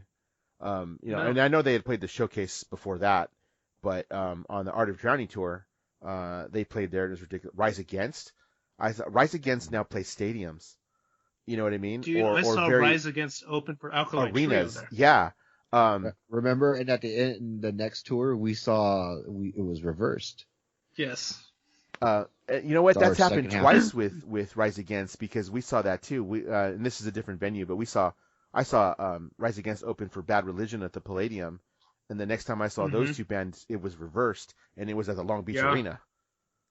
I It remember was that. that many more people. Saw that, man. We saw Misfits and Guar Yeah, at the Glass House, didn't we? Yeah. Oh fuck Yeah. yeah. Yeah, that was a crazy show to begin with, just that lineup. Voodoo Ghost goes open. We saw the Quakes. Yeah. Yeah. Remember, we saw the Quakes there the first time they played the West That's Coast. right. The Quakes played there the first time they played the West Coast, Mhm. which was That was when I farted in that room and cleared it out. Hey, Yes. you know who? And then we saw Bridget the Midget there. Yeah. I saw, and this one's for Xavier. I saw Insane Clown Posse there. I saw Insane Clown Posse at the Glass House, and they if you don't know this about Insane Clown Posse, they kick around soda, like 2-liter bottles of soda. They pop them open and they'll take it and they kick it like a football. So it's out for the fans to mess with and throw it around and stuff like that. All in the name of good fun. But all the lights and stuff up above were covered in plastic, like in black paper and tarp, because they told them, we're gonna kick soda around this place. It's gonna get messy. I walked out super sticky, and then I walked out full of a bunch of crap. No, I tried to avoid the crap from Gore because I don't know what that crap was. Blood, guts, and like you tried to avoid that crap. Oh, my shirt was soaking. I had contact lenses that were dyed pink from all that blood. Dude, we saw Henry Rollins do the Black Flag set there with Rise Above. Yeah. We saw Henry Rollins do spoken word there too. Spoken word there. We too, saw Henry Rollins do spoken word Yeah. at the Glass House too. Yeah, lots of bands have gone through that. I'm trying to remember who else I saw. I know I saw a lot of bands go through. No. I got a story I got to tell. Remember that time when we saw Social Distortion there, and Rick got a set list, and he's gonna give it to his wife because she couldn't make it. And Dan meets this guy from Brazil there, and he shows the guy the set list, and the guy goes, "Oh, thank you. Can I have it?" And Dan's all like, "Yeah, fuck it." Yeah, that was my bad. Nice going, yeah. I do remember that show though. I do remember that show. That was a good show. I saw a Veil there. That was a good show. We saw I saw Veil there a couple 18 times. Visions at that show. Remember that, Dan? Oh, we almost lost our vision. Yeah, we were almost blind. Yeah, they just had these huge lights pointed to the crowd, dude. We couldn't see crap. And then, we need to back away from the pit because these fools are doing their kung fu. And we're going to get kicked because we can't see. Yeah, we can't see anything. Yeah. The only time I saw all the other Descendants Oh, was yeah. at that house. Yeah. Yeah, with I saw- Agnostic Front. That was the first time I I saw saw Agnostic Front there, too. Yeah, I was thinking about that. Dude, remember when Agnostic Front played with the Business there? Mm-hmm. Yeah. They They locked said us they in knew- because They knew they wouldn't let us out. Yeah, they knew shit was gonna happen. They said no ins and outs, but you could smoke inside, and that's when they have a ban in smoking inside in California. So they said nah, nobody's getting out of this fucker. If you leave, you go home. Yeah. That was Yeah, the 'cause business. people were man. fighting That's outside. how the business. That's how the business ran their shit. Dude, we've done everything though. We've seen the spoken word. We've seen the concerts. I've seen film screenings there. I saw Frank Turner's documentary there. Dude, we've even seen wrestling there. I was gonna say, I think the last time that we were all together for an event, if not all together, just in the same room, was when we saw bar wrestling, Yeah, because that was right before the pandemic. that was the end of Like 2 February. weeks before. Yeah. That was crazy. A lot of psycho shows, some festivals that use some of those different rooms. Yeah. I saw Jurassic 5 there, and I've also seen Black Eyed Peas before Fergie was with them. Do you know, I've told people that before when we'll talk about like concerts or just people that we know, like what they've seen, and I'll mention Black Eyed Peas before Fergie and Jurassic 5. I don't know why. It's just those are the two. Maybe it's just because those are the two that, well, at least Black Eyed Peas people recognize the name. Yeah. But some people, when I the mentioned Jurassic Donna's 5, there. they remember. Yeah. So What's that? the Donna's there before, right after September 11th. I was gonna say that was the first show right after September 11th that we went to. And then I remember thinking, I'm gonna go, thank you for coming out. It means a lot to us that you still are willing to play, because you gave us hope again, something to look forward to. I had tickets to Weezer that same night that Donna show was, and they got canceled. But you're like, you want to go see the Donnas? I'm like, hell yeah, let's go see the Donnas. I remember Left Alone. The first time I saw Left Alone was there. They opened for the Horror Pops. It was like a Halloween show.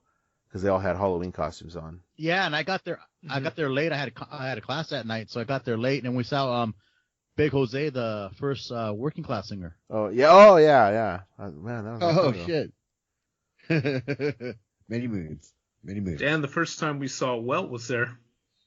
Yeah, that's right. And we were That like, is- holy shit. Yeah. I'll play well every now and then. I have to pull it up through YouTube, but occasionally I'll find a song and play for somebody Yeah. to trip Oh, the out. Subhumans there, didn't we, Dan? Oh yeah, we've seen the Yeah, that Subhumans was a there good show. twice. Yeah. And one, were you with us when they played with Reagan Youth? I don't think I was at that show. I don't remember. I don't know if I've ever seen Reagan Youth. Yeah, I saw. Maybe I have I actually. saw Reagan. I don't remember. I'm leaning towards maybe.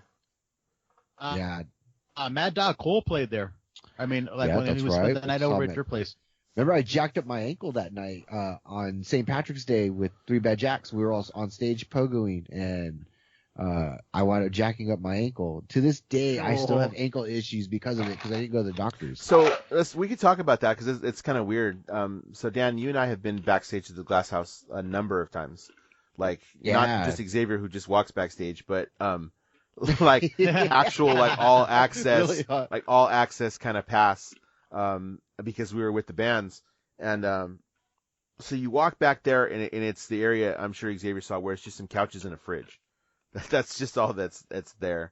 That tended to be where like the younger bands hung out. Like remember, where like we would see like this was a younger. The main acts usually aren't in that room. Everybody thinks that's backstage, but that's not really where the bands hang out. So that their backstage area runs pretty much the length of the building. So there is like a proper kitchen in a hallway, like as you go further down, and then there's another area behind, and then there's a loft upstairs. So you go up the set of stairs, and there's a loft up there. That's where the main band hangs out, like upstairs in that loft. Because we were hanging out with, I think Mark. Actually, I think we were hanging out with Mark in that loft that's up at the very top. Yeah. So it's a very different setup as far as like how a backstage area looks like. Because I think we've all been. Well, you know why? Why? Used to be a thrifty. Okay. So it's probably all the warehousing area. Okay, that kind of makes sense. I could see that because we've been at a few different backstage areas just from the stuff we've been lucky to do, like at the Grove or whatever that's called now, in Anaheim, which is more proper. Like this is an actual backstage area, and then like we've been backstage at the Fonda, which is actually underground. The backstage at the Fonda Theater in Hollywood is actually underground.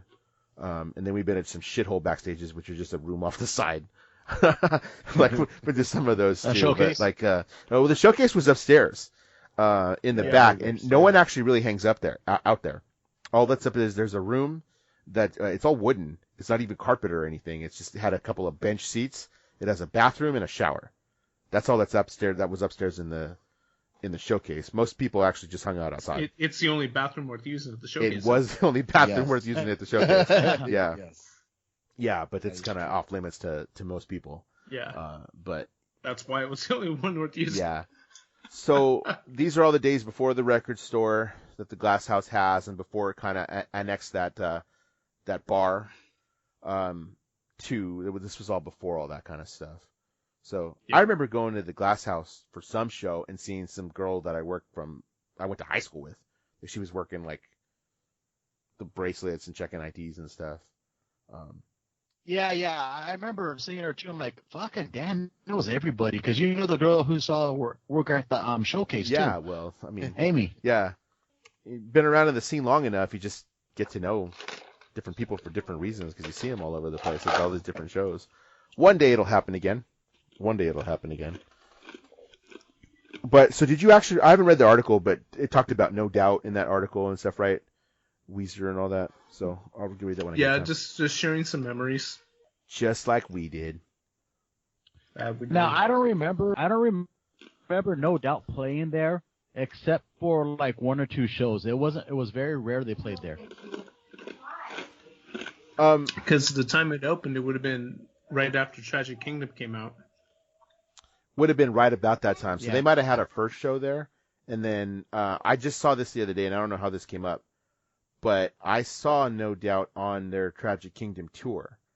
It was one of the first things that my now wife and I did, and she Yeah. had gotten those Did concert they play with tickets. Smashing Pumpkins? No, it was Weezer. It was No Doubt. It should put on this lineup. It was No Doubt, Weezer, and the Suicide Machines. That's who that show was. It was crazy. Yeah, I remember you telling me about I'm sitting this. in a seat, and that is the biggest concert at the time I had ever been to. Yes. Because I grew up punk rock. So I grew up in these small clubs, and I had seen the Suicide Machines a few times. At the Showcase. At the Showcase and at the Barn and all these places. So it was really weird for me to be sitting down watching the Suicide Machines with a bunch of kids who were on the floor just standing there. And I was like, I should be down there going crazy for this band right here. Those kids are just standing there. Like, what is this? It was very weird to me. Weezer was good. So Weezer maybe had a couple albums out at the time. I remember Come Undone and those songs from the Blue album.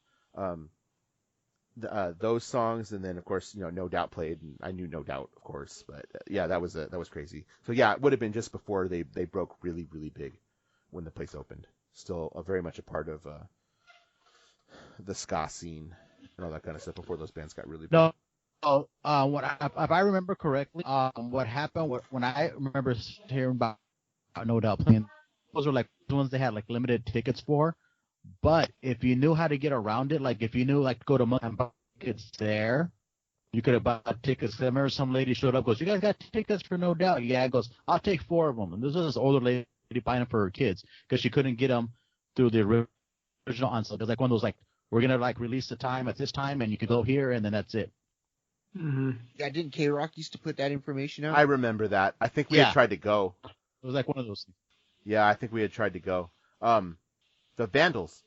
The Vandals, a bunch of the Vandals for a little while had that run of shows on the 4th of July, or right around the 4th of July. Those were fun too. Mm-hmm. That's one of the first times I'd seen the Interrupters too. Actually, they filmed that for a video. They filmed that Interrupter show for a video. That was pretty cool.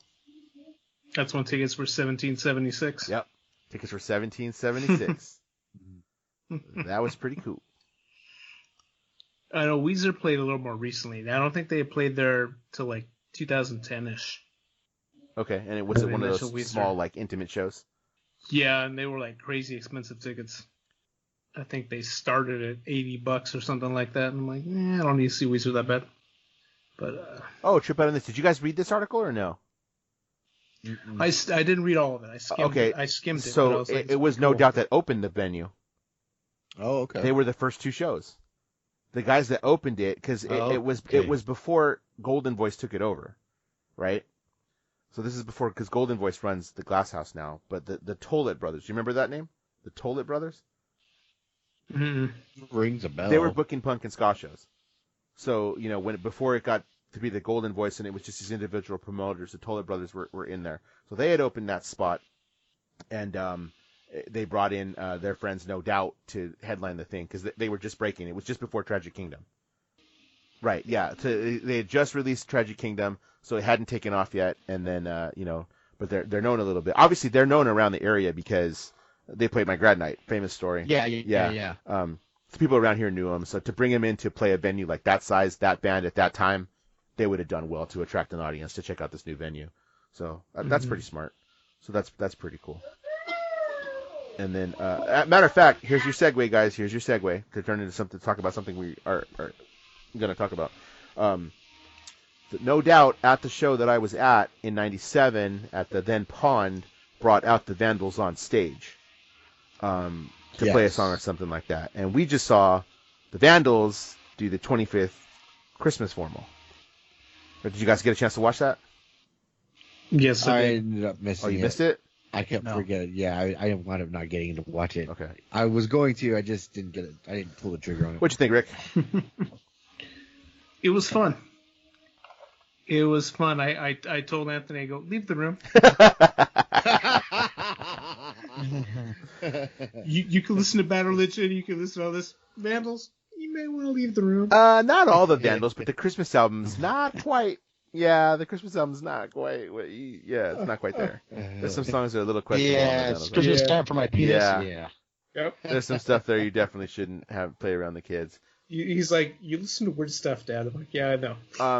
It was fun though. I mean, they tried to really make it what it was. They did some backstage segments there at Santa's Village and stuff, and I thought it was really fun. It was worth it. It was worth it to me to pay that, to see it, to just be like, here's the Christmas songs. It's in the spirit. They had the whole stage decorated. They were into it. I was good with it. It's the best you can get in these times. And I ordered the shirt because I thought the shirt was nice. So I actually did order the shirt, and I got it like 2 days after Christmas, but that's okay. I have it for next year. That's fine. And then the other shows that we watched, did you guys watch all of those? I watched all 4 of them. Dan, did you watch those? I watched 2 of them. 80s and what was the one after? The 90s. 90s. 90s, Yeah. 80s, 90s, 2000. Those were good. I thought those were really good. Those were good. Yeah. Best night, I thought the 90s. I think I'd relate more to the 90s. The 80s was good, but I think I relate more to the 90s. I liked all of them, but I was surprised how much I enjoyed the 2000s and 2010s. Yeah. You know, because 2000s, I mean, I like 2000s because, of course, you got new maps, you've got Process of Belief, you've got Empire, so I knew I was going to enjoy that one. But I enjoyed it more than I thought I would. And then the 2010s, I really didn't listen to Descent of Man, I really didn't listen to True North, but then, what is this? Age of Unreason. What's the last one Age called? of Unreason. Age of Unreason. Yeah. It hit better than I thought it was. I'm like, oh, that was really good. I think I like 90s more. Yeah, 90s was probably the best night. I like the 90s night. Just from what I like. Even with some of the stuff from like No Substance and things like that I was so about. I'm using a wrestling term. I marked out more for the gray race stuff than I thought I would. That's a hard sell, but okay. Because punk rock song, man, you could never go wrong with a punk rock song. I think I only know punk rock song because it's on every like compilation or playlist of Bad Religion. The punk rock song is on, or I'm going for a walk. That one too. And 10 and 2010 is a great song from that album too. That's okay. That's an outdated song then. So Bad Religion just released a new single. It's actually it's an outtake from Age of Unreason. I still haven't listened to that yet. It's called Emancipation of the Mind. It's pretty good. I mean, it comes off the Age of Unreason era, so it's got that sound, but it's a good song. You should check it out. It came with the Inauguration, so is it more hopeful? Is it just it has to do with like learning not how to. What did they say?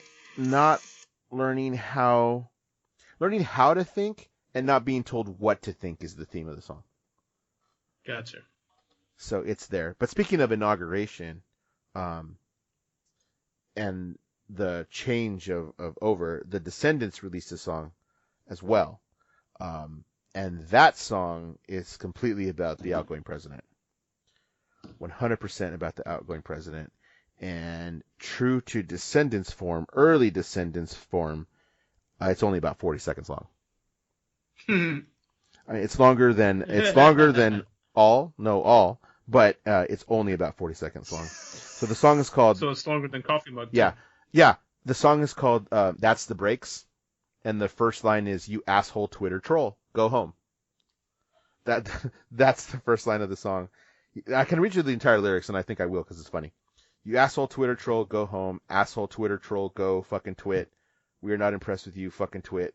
Crawl back in your hole of hate, you asshole Twitter troll." Those are the lyrics. "Caught in a bald-faced lie again, fucking twit. Small mind, small hands, small everything. You asshole Twitter troll, go home." There's the lyrics. About 40 seconds. Thought it was pretty funny. Did you give that? I dropped that into the chat. Did you guys not listen to that? I dropped that into the chat like last week. I keep saying I'm going to, and I just don't. Yeah, same. In more new music, because I know we get to this. It's funny because I'll see something. I'll see something at work, and I'll say, I'll get it later. And when I finally do, it's gone. Oh, Homer's and Mr. T. So hit or miss with this band because of the way they changed so much. But AFI also released a single, 2 different songs. They were pretty decent. So the first one was completely. That sounds like it. I think it was written the same time as the Blood album, because it really had that kind of vibe. of the Blood album. That's what I thought anyway. Mhm. And then the backside, what's the backside called? I don't remember off the top of my head. I don't know, but I like the Twisted backside a from little bit more. Escape from Los Angeles was the other one. That was a good song, man. I like that That one. had a more of a Dream Car feel. I think if you listen to Dream Car, it had a more of a dark wave kind of a feel to that song. It was they were very post-punk 80s type vibe to them. Yeah. So coming from a band that They were good. never makes the same album twice, AFI never makes the same album twice. It was different. It was pretty good. I liked it. I'm gonna see. We ordered the vinyl. What's that?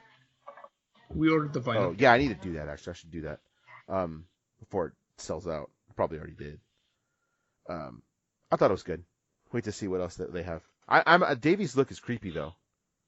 Have you seen his look? Yeah.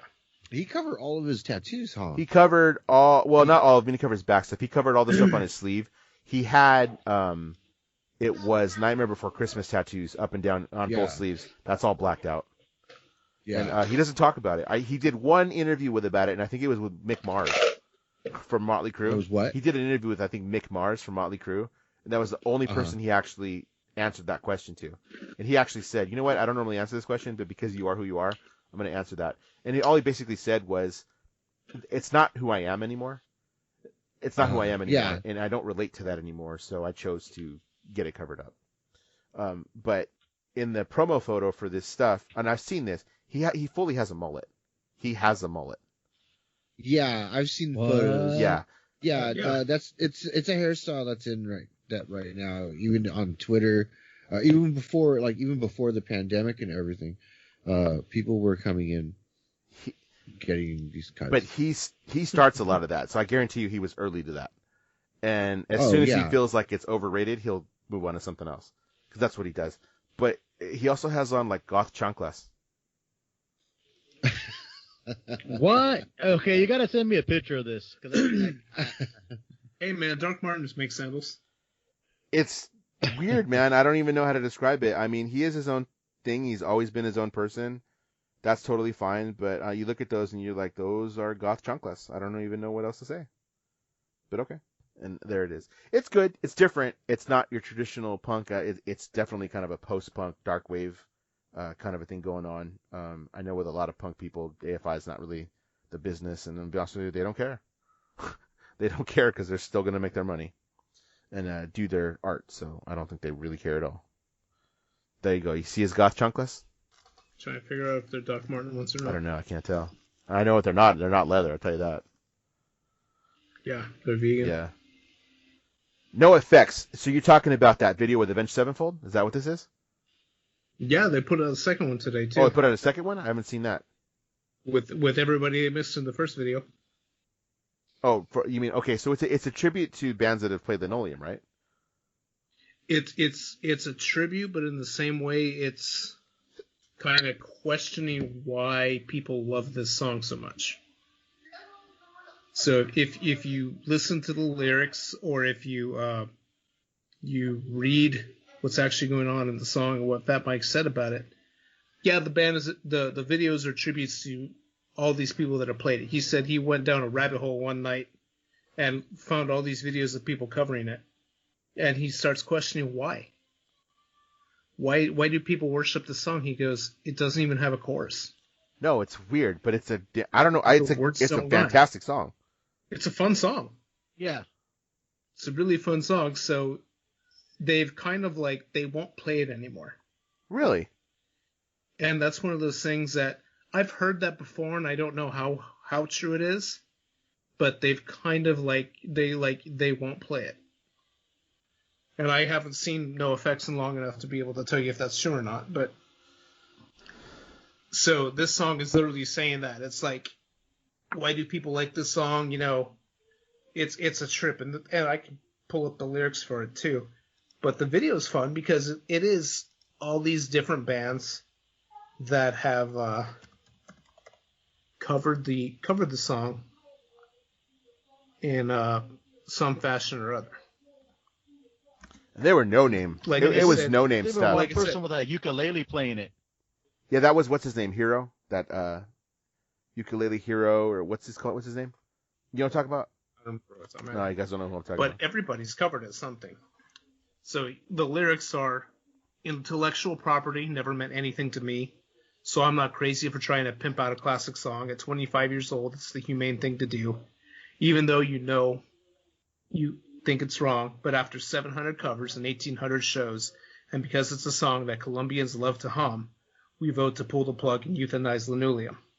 I think I was born in this world to piss people off, so I'm doing what no smart band would ever do. I'm taking one of our one well-known song and trying to make it not very good. So that's just the first half, and it's a little bit of a longer song, but he talks about still being on the kitchen floor and how his daughter realizes all the crap he's into now and thinks he's weird. Yeah.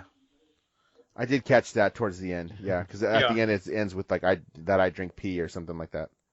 Yeah. And Mike's a weird dude. Because she read his book. Yeah. And I'm in my life where I don't know whether I like NOFX and I can't stand Fat Mike. He's an interesting fellow. I'm at that point. He's an interesting fellow. He's ever since he talked crap on like the Highway 91 festival and picked on Muslims for that, I'm like, no, I'm done. I can't handle him. But at the same time, I do like NOFX, and it's kind of one of those love-hate relationships. And it kind of ties into what else we were talking about with someone like Phil Spector. Yeah. Phil Spector's music is fantastic, but I can't stand the guy. He was a genius in what he He's did. an asshole, I mean. And I've always said he's a tortured, it's truly what you call a tortured artist. I mean, there's stories of him kicking Ike Turner out of the studio. He's all like, no. You're not in control here. I'm in control. Get the fuck out of here. And he pulled a gun on him. He's pulled a gun on the Ramones. I heard rumors that Dee Dee didn't even record bass on that album because he said, I'm getting the fuck out of here because this guy's fucking crazy. He beat the shit out of Ronnie Spector from the Ronettes. I mean, the Beatles had a release, Let It Be Naked, where they remove all of Phil Spector's producing, so make it more of what their original sound was. Because they just didn't like the way it came out. It wasn't what they did.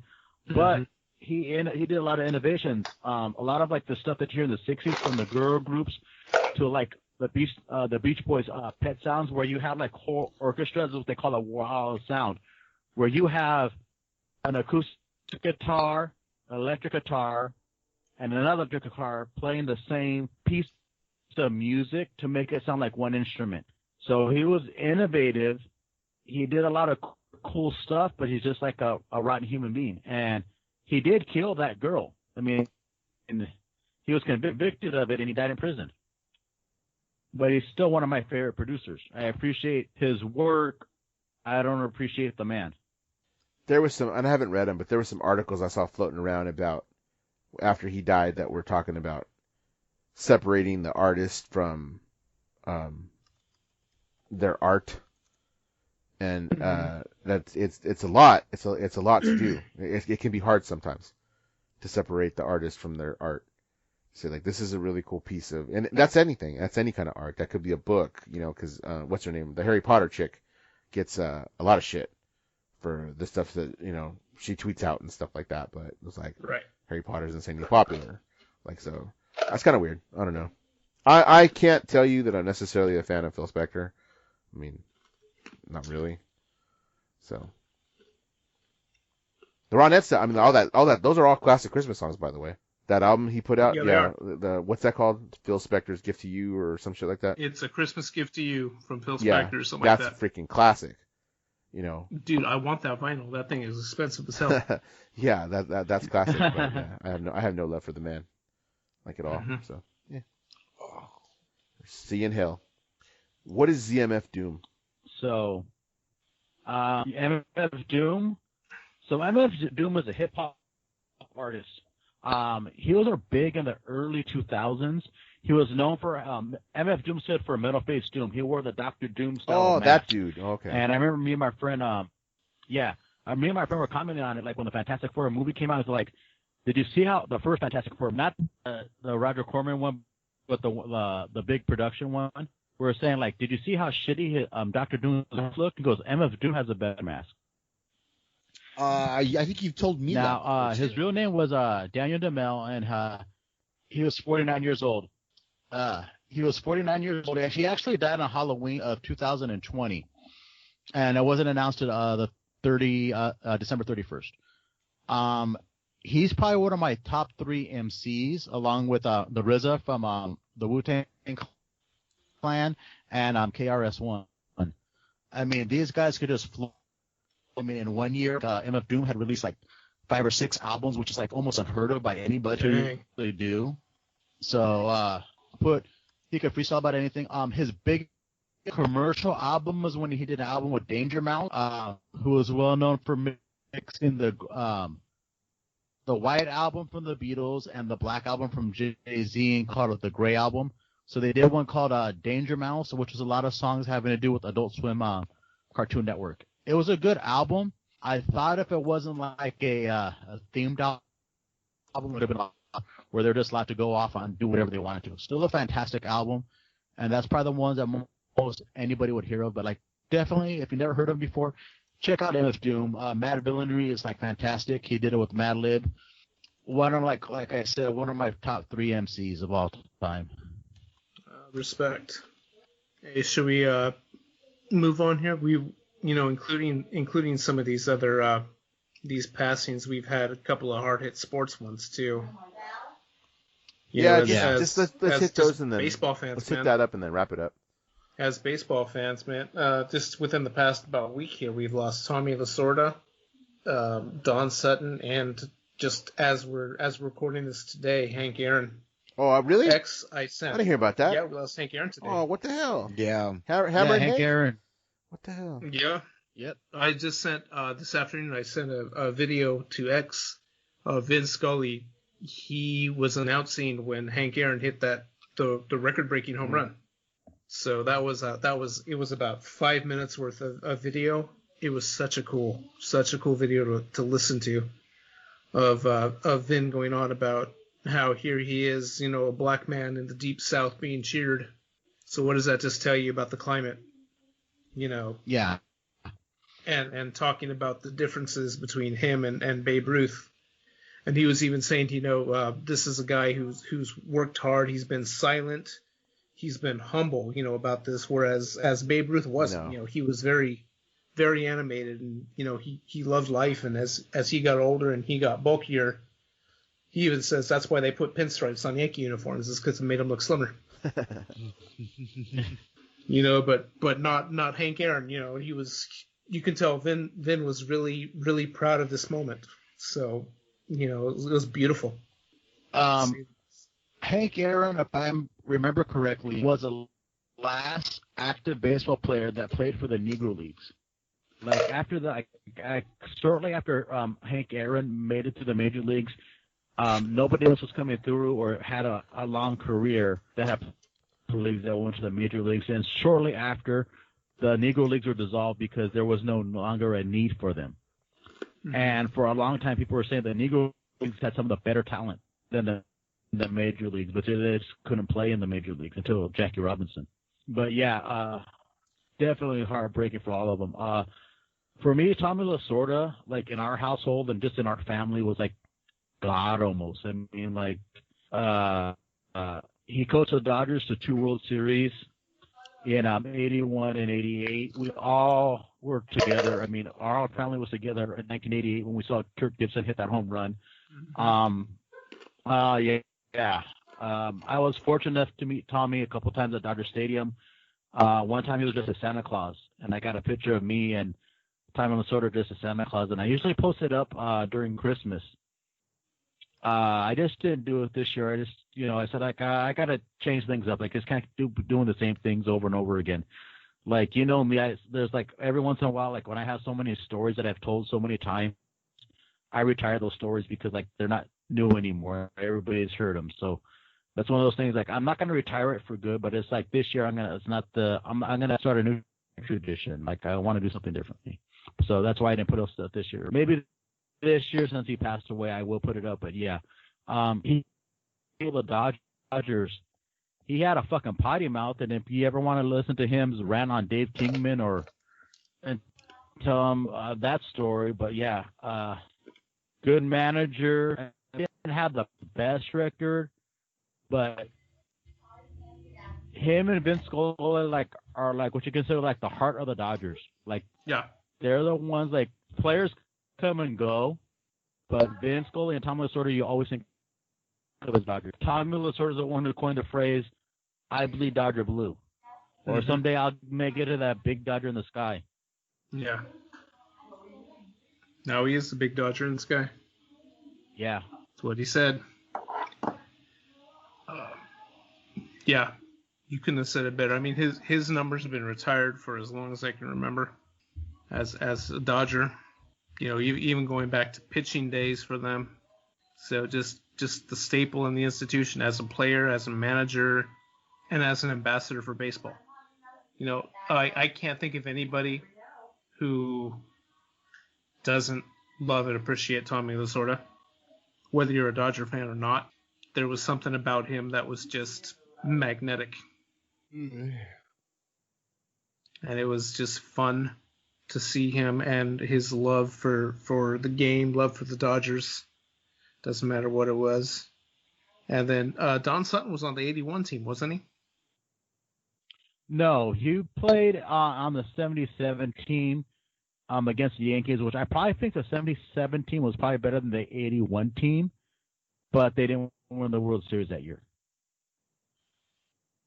And Don Sutton went a long way too. He was a Dodger. He played for the Angels as well. He played for the Braves too, didn't he?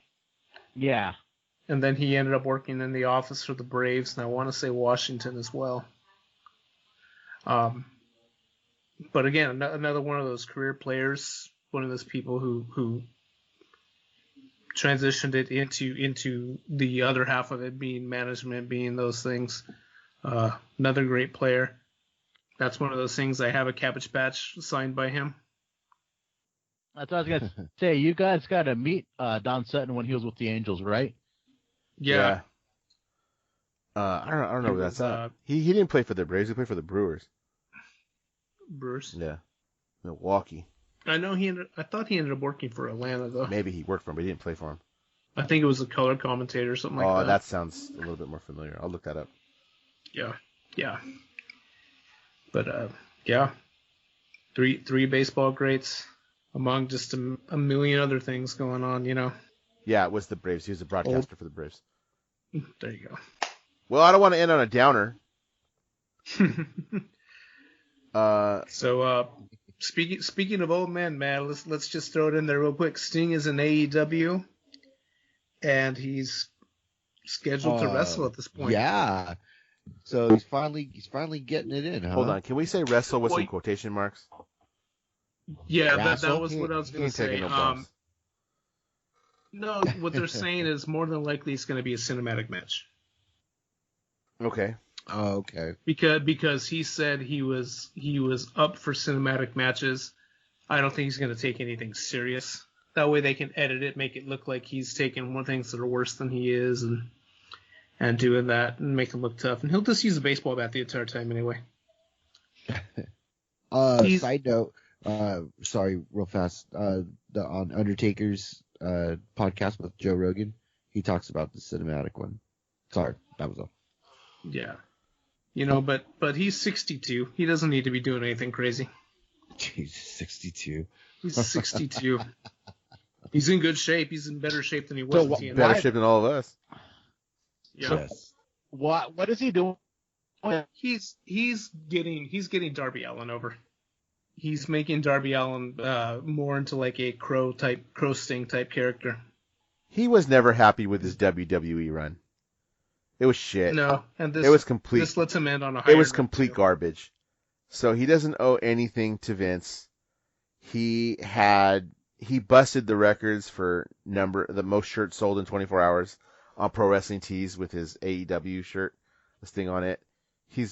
I don't want to tell you he's completely getting a payday because I'm sure he's getting paid pretty well out of this, but he's trying to go out on a higher note than he did with WWE because that just sucked. The Sting Taker thing is never going to happen. He wants it to. It's never going to happen. Like, it's just not. So, and I don't think it should because I don't think it would live up to the hype of those two guys. You can't. They're too banged up to make that anything. I don't want to see that, and I never want to see Hogan and Austin. I never want to see either one of those two matches. Not in their prime. If they're not in their prime, it's not going to be any good. I don't think Hogan Austin would be any good anyway, and I don't think that would be a good match at all. Austin's flat out said he's not wrestling again. But Austin has also said he's been asked about the Hulk Hogan thing, and like, would you just like no? He's like, I don't think our styles would mesh. I don't think it would. I got nothing against Hogan, but I don't think our styles would go well, and I just don't think it would be a good match. It would have to be hokey. I agree. You'd have to go back to his early career as stunning Steve Austin for it to even be a decent Can match. you slap a wig on him? If they had done it, it needed to be when Austin was in his prime, because it would have got over as the spectacle of the match. Because if you watch both the Hogan Rock match and the Hogan Michaels match, they're hokey. They're hokey, and both Michaels and the Rock oversell. That's their character, though.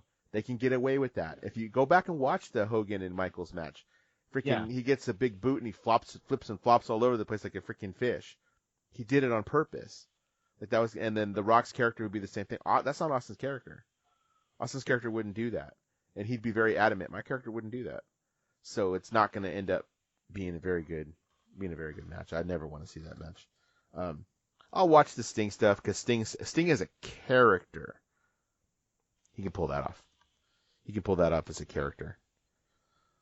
Because he hasn't really said anything anyway. Not really. Like the whole time. And I haven't watched this one from this last week. I haven't watched it yet. But he could get over as a character and get Darby Allin over like he needs to be. So that'll be fun. It's just like it was in WCW. It's making things even. It's giving a fair fight. That's all he's doing in AEW. It gives him a chance to be on TV. He's a draw. People are going to watch for Sting. And Darby Allin does kind of have that gross Sting vibe, and they're playing that up now as he sits at the top of the arena, staring on instead of the rafters, but close enough. And he's got the face paint, and he's limited in the amount of talking he does, other than a couple of promos where he'll do something more and it's more cinematic again. So it fits, and I think a cinematic match with Sting and Darby Allin against Brian Cage and Ricky Stark, it fits.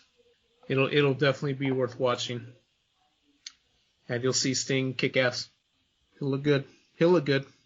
All right. Anything else that we want to talk about before we take this bad boy home? No. Nah, I'm good. Anything coming up we should be interested in? What is this Bash at the Beach? Are they doing a Bash at the Beach for AEW? Have you guys heard anything about this? It's the next themed event. They try to do a big week a month because they don't want to do more pay-per-views.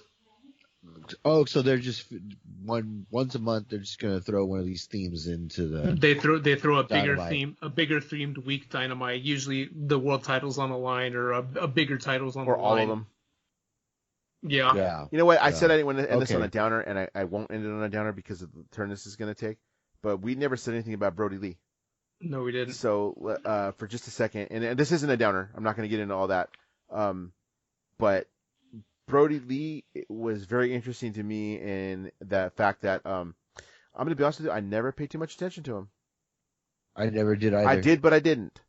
Like I never paid too much attention to him. Like he was just like, I think it wasn't him. I knew he could work, but the stuff the gimmicks he was given and stuff were just like, whatever. And then I think, Rick, maybe you can back me up on this one. He went and worked a match at NXT as Luke Harper. And that was the first match that I saw when he went down to NXT and wrestled a match that I was like, oh my God, this guy, like, where's this been? This guy can work a match. Like, it wasn't the typical big man stuff. Like, he worked it, like, he actually had a wrestling match that was, like, really good. And I was like, oh, damn. He didn't get that play very often in WWE. When he did some of the solo work, when he was doing some of that, he got it, but they played him off as the big man, as the enforcer, because he was with Bray Wyatt, he was the Bludgeon Brother, this and that. They played into that a lot, and you didn't get to see that side of him. And the way people talk about him, they talk about him being this brilliant mind for the business, this humble, this funny guy who, in a lot of ways, mirrored Owen Hart in the he loved his family almost as much more than the sport, but the sport was pretty darn close. But he was always talking about his family, and that's what a lot of people remember as talking about his kids. They were the ones, he would talk about kids with the other wrestlers and the families and those pieces, not just the business. But he had a good mind for the business, and I think the uplifting part of this is how well they're treating his family right now. We haven't heard about that a lot. Vicky Guerrero got treated okay, but she eventually kind of lost interest in her, and the Harts never got treated well after that. But that's chronicled. But that's kind of his wife's thing too. Like she had a piece into that. Oh, of course. But the Huber family is the opposite, man. They're treating them so well, and that's because his son was so into it. They say, his son, he's 9 years old now, I think, but he wouldn't want to leave the tapings. They'd be there till 2-3 o'clock in the morning because he couldn't leave. He was obsessed with what was going on, and giving him that character right now. That's the uplifting part of the story.